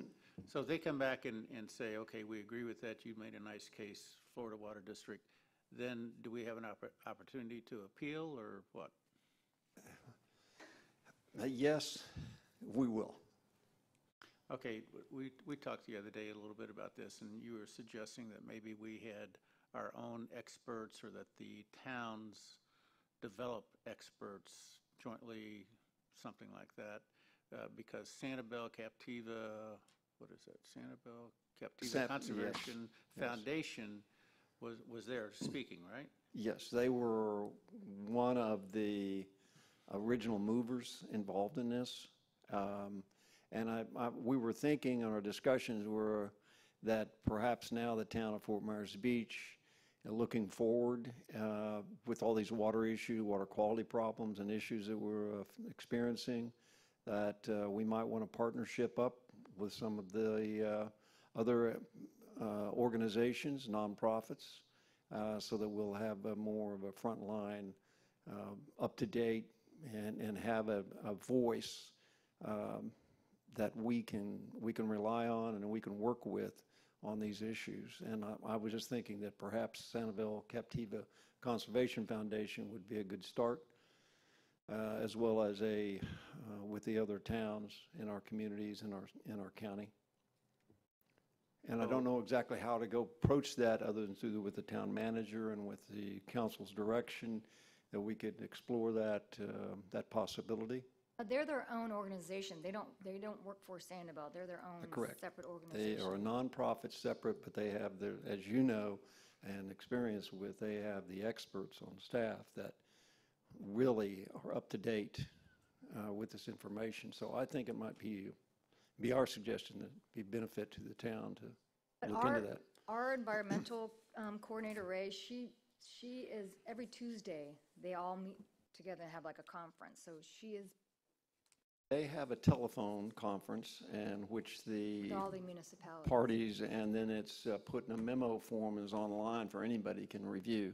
But that's great. It's a good product because it gives you up to date on water quality and levels, things that concern us. But I'm just thinking more also with the red tide and with the blue-green algae issues that we'll be facing more than likely, that, and with the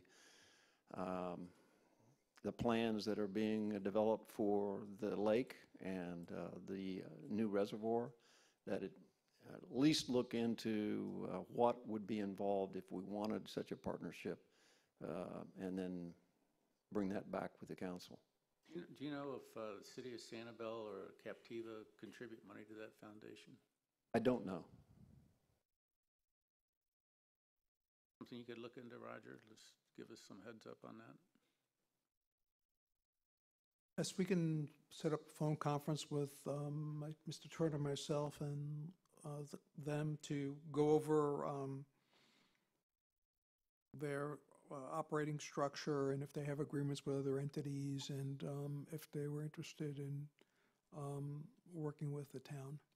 Does Charlotte, that Charlotte watershed, whatever, what? Yeah. Were they involved in this at all? Not directly. I know some of the interveners had, they partnered with that conservation group. Calusa And- Waterkeepers, because John Cassani was there, right? Yes. Or Charlotte Harbor wasn't it? The Charlotte Harbor Group, but they were not an actual participant. They're more the Peace River area and that estuary versus the Caloosahatchee, although they do have an impact from the Caloosahatchee. They seemed to indicate when they came to lobby us for money that they Yes, were, that we're part of them. that we're part of them. All right, so I'm No curious comment. about that. Well, I think one of the things you may want to recall from that conversation is that they talk about the federal and state money that they get and that there's a gap, and they ask the council to contribute to that gap, and then they can show support from locally to the state and federal government. As it pertains to the issue that Mr. Turner is briefing you on, the folks who were challenging is the state indirectly, and one step removed from that is the actions that the federal government has taken. So maybe a little bit of a conflict for Yeah, a them. little bit like Moat. Yeah.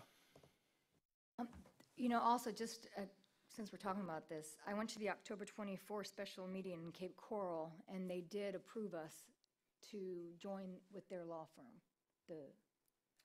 Yes. Cape Coral? Cape Coral, what is it, Mason, I'm going to say it wrong.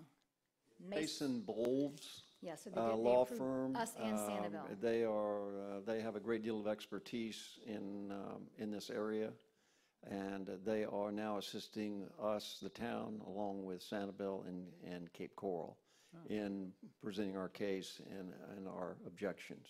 As we talked about, one voice, that's, So we're having one group, one voice, speaking from, on the same issues. We're not going off side issues. We're focusing on those issues. And I'll be bringing that information back to you as soon as I get the signed documents for approval. Thank you for bringing that up, Mayor. John, just so it's clear, I think everyone knows this on council, but Lee County has decided as a government entity not to participate or intervene. Is that correct? That's correct. All the mayors were there, and we asked them. Cecil said yes, the other 4 said no.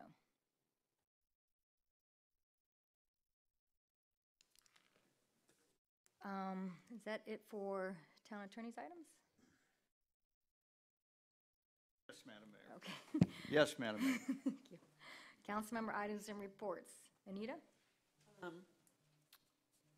I spoke with Roger, maybe last week one day, and brought up the fact that as I look forward on the Council of Horizon Council meeting dates, it's virtually impossible for me to have any consistency attending.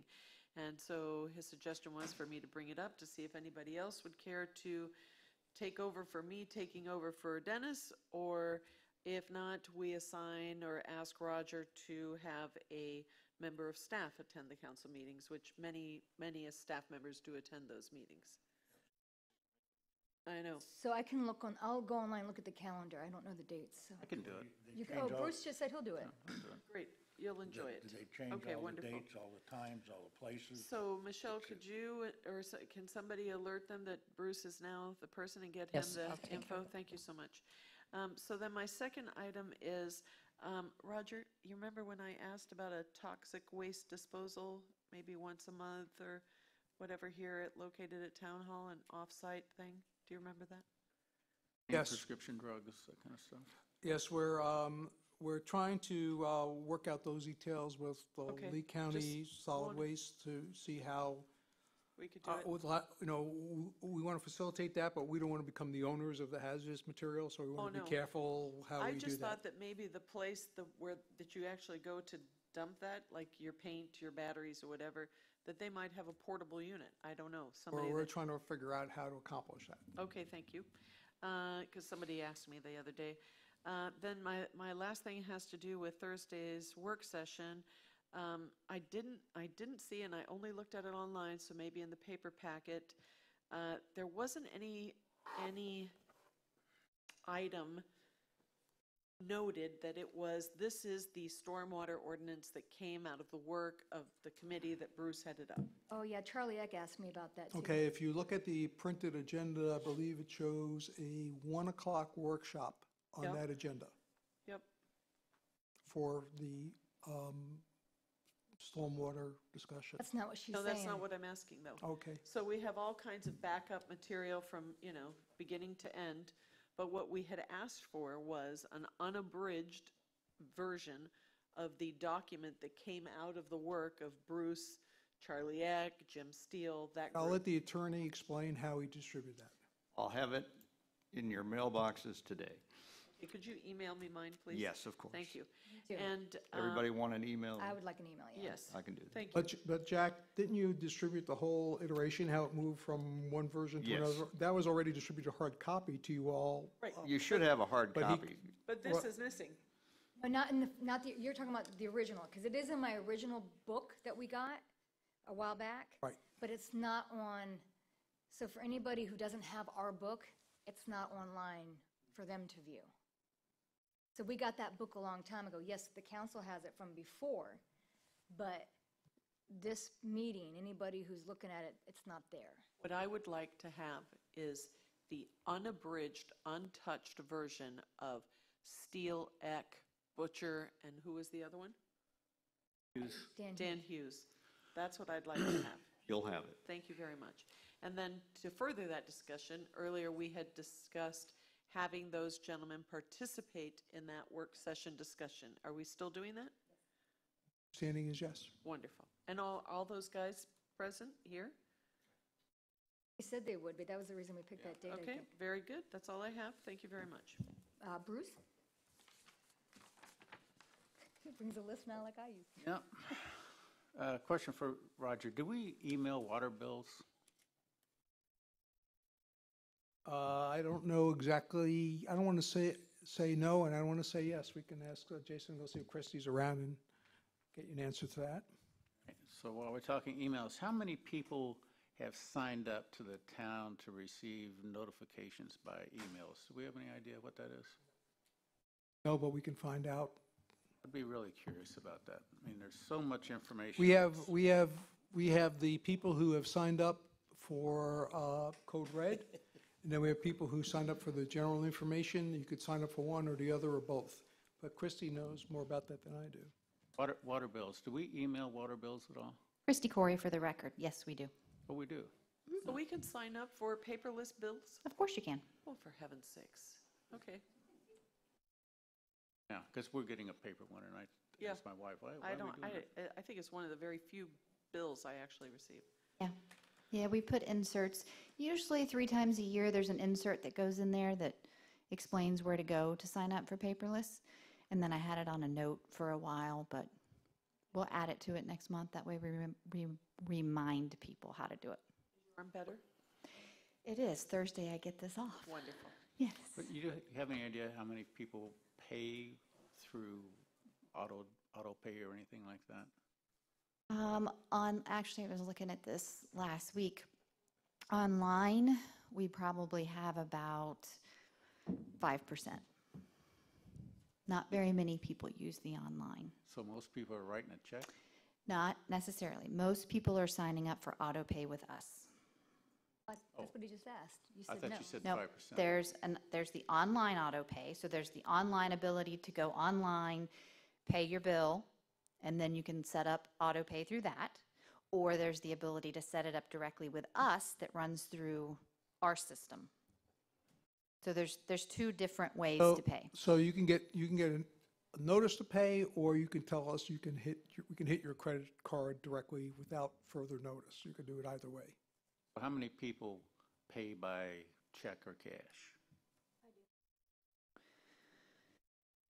I don't know off the top of my head how many people pay by check or cash. If you're interested in that, we can put that on our Yeah. next report. Just curious. I have approximately 900 to 1,000 people that have auto pay directly through the water department, meaning they give us their checking account number or their credit card, and we run that on the due date. All right, thanks. Welcome. So continuing my email thinking or data processing thinking. On our town website, are we advertising our strategy and our vision? I know it was on the website. I'll have to check if the updates are put there. In terms of the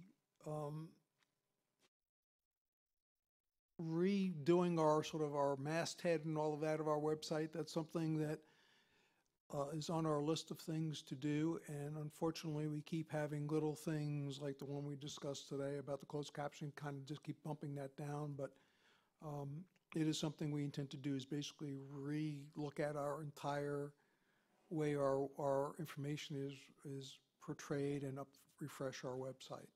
So are we showing our vision statement on the It's monitors not out there? it's not on the masthead and like it should be, and that's part of but the reports had been put on the website. I'm talking about on that TV screen out there. No, I'm saying it's not being put on our masthead. Well, whatever we put on as a banner, whether it's on our website or on those screens, it's not showing up. All right, then continue on that theme. So I was thinking about the strategy and discussion we had recently. And one of the things that we used to like to do in business and also in government, my best example of that was the county municipality of Indianapolis. They had a vision, a 10-year vision, and they did a big model that was as big as this space here, showing their vision for the community. And I went back 10 years later, and they hit every button. They did everything. And it was very, very ambitious. Ours is nothing compared to that, and where we a fraction of their size. But I think we ought to have a strategy map that ties in with our vision and our discussion of strategy. And it doesn't have to be very elaborate, but it just gives the town of Fort Myers Beach and what areas we're pinpointing and working on strategically and what we think the future map might look like. And I'm talking about heart of the island, Times Square, Fountain Park, Crescent Street, things like that, that are going to try to make a difference to the town, and that we put some little milestones on those, just so people have an understanding rather than trying to read through a long bullet list of action items. Right. And So, well, let me refresh your memories about this, and that is that, no, I've suggested that in the spring that we relook at our strategic plan. And hopefully part of that is to get away from sort of the to-do list. Because if you look at our current version of the strategic plan, it really, in some places, looks more like a to-do list than a long-term strategy. And I understand why that occurred, because I think every counselor who's a member of council had an item or two that they were frustrated with and wanted to see it move forward. And I think we've checked off a lot of those boxes.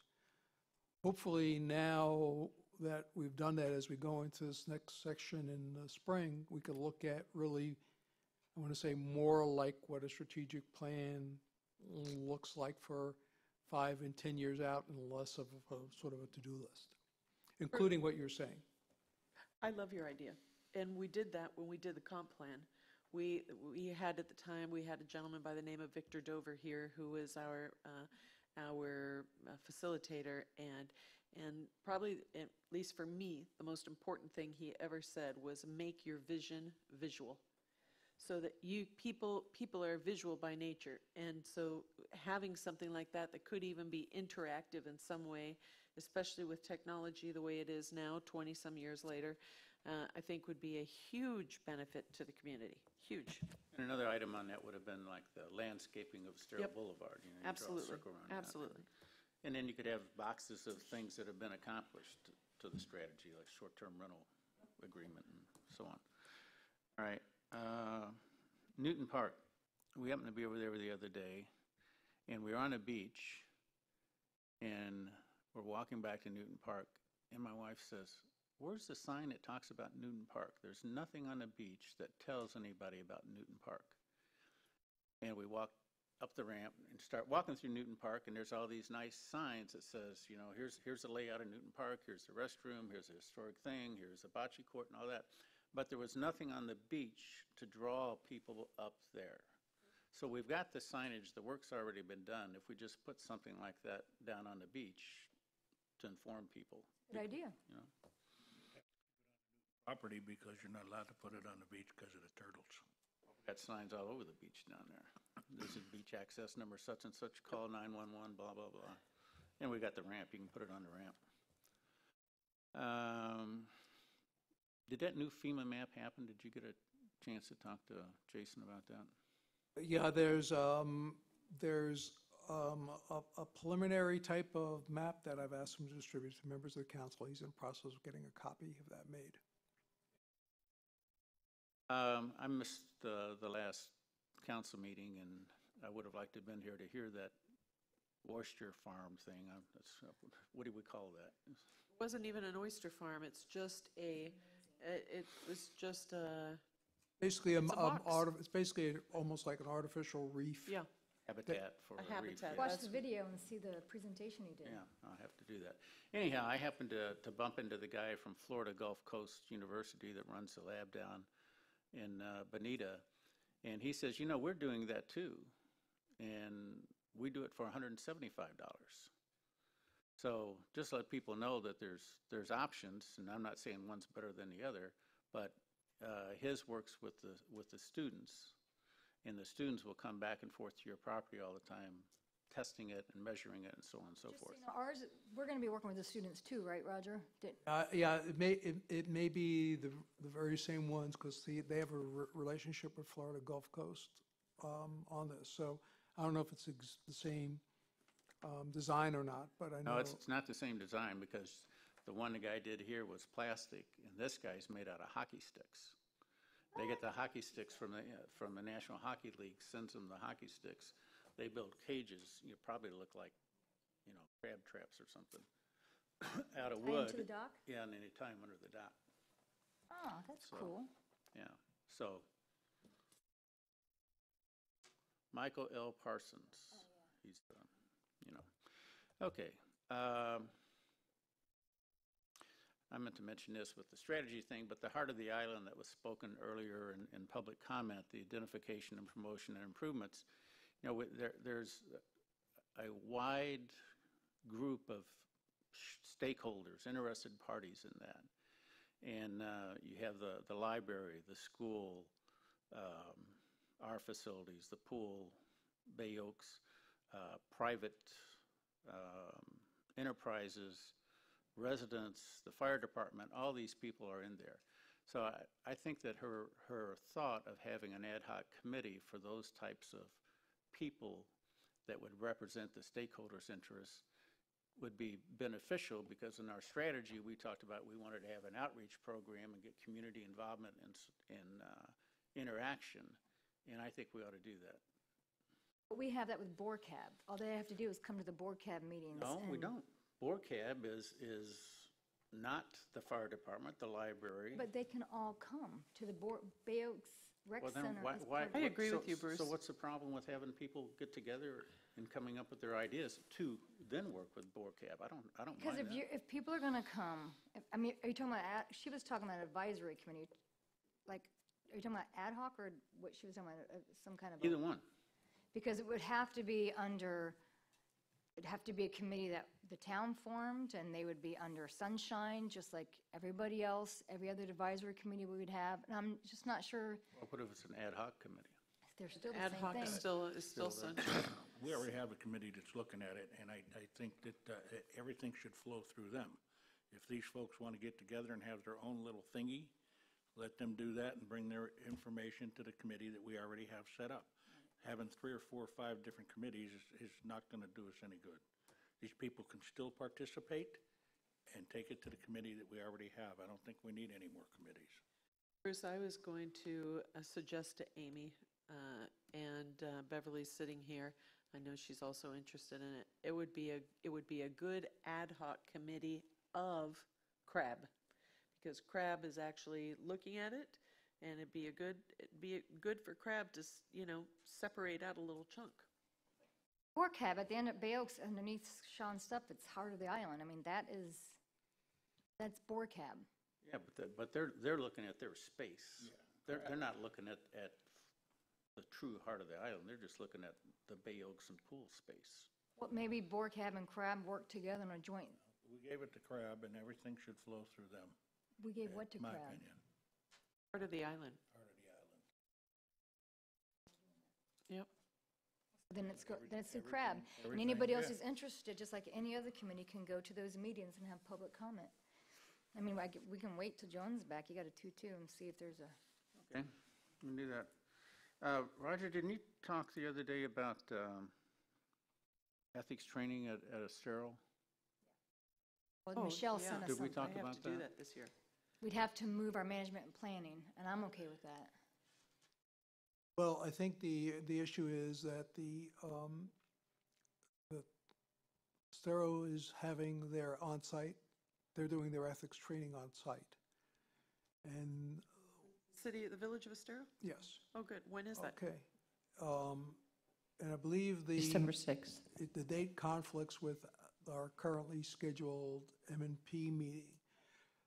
Just as a reminder, the council can do their ethics training through the internet, but if the majority of council would prefer to reschedule the M&P and do it face-to-face training, we can notify Estero of those who wish to piggyback on their training, and I'm pretty sure that they will be willing to accommodate us. What was that date, Michelle? December 6th. It's a December the Thursday. 6th. It's a Thursday. So we can actually take the ethics class online, and then you just have to say at some point, we say, yes, we did do it, like I did last When you year. file your Your financial disclosure, there's a box that you check. Okay, never mind. I'd rather do that. That's what I did last year.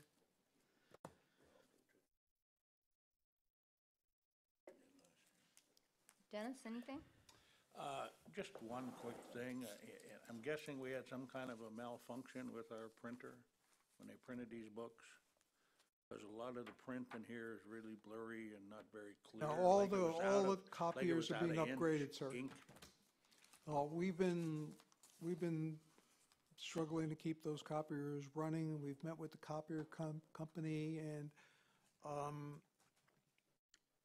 Mr. Lang has negotiated a replacement of all those copiers, all the copiers in this building, and including one in for Allison, who wasn't included in our lease arrangement at the same price.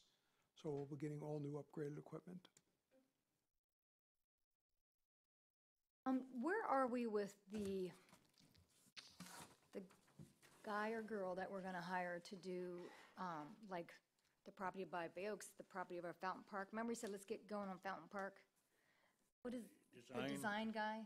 Right, so the, in the Parks report, we talk, that you're gonna look at on Thursday, we talk about that process. I didn't open my book up yet. Yeah, so we have a preliminary scope of work for you all to look at. But did you hire anybody? I'm That- trying to explain the process. Now, we didn't hire anybody yet. We have a preliminary scope of work for you all to look at to see that the council's thinking and our thinking are aligned. And then from there, we will start the process to go out for an RFP to hire somebody. I didn't bring my list with me. I lucked out today. I had another question. I don't remember what it And is. I'm available 24/7. I know you are. I didn't know if it was something I needed to ask for all of them, but it was that, and then, oh, for Thursday, are we going to sit down here? Are we going to have it like we used to do back for the workshops so that we can all sit together with that group? Actually, that wasn't really what we contemplated. What we thought was, we wanted an opportunity for them as part of a workshop setting to present to you why they felt the changes that they were advocating for are necessary and important. And normally, as you know, you don't take public comment at the M&P, so we were just trying to create an environment where you could have a dialogue with them. they But would if just you come up want us to set up a tabletop, we will. Yes. If at a minimum, having a table, not, you don't necessarily need to move us, but at a minimum, have a table there for the gentleman to sit at. I think so, yeah. 'cause And we've- with microphones, they don't need to be getting up and down, and it needs to be a conversation. If that's what the majority of council would like to That's see what I was happen, thinking. that's what we'll do. just to accommodate them better. And I think that's, anything else, I'll just come to you. That's my last. Motion to adjourn? Second. All in favor? Aye. Aye. I'm liking that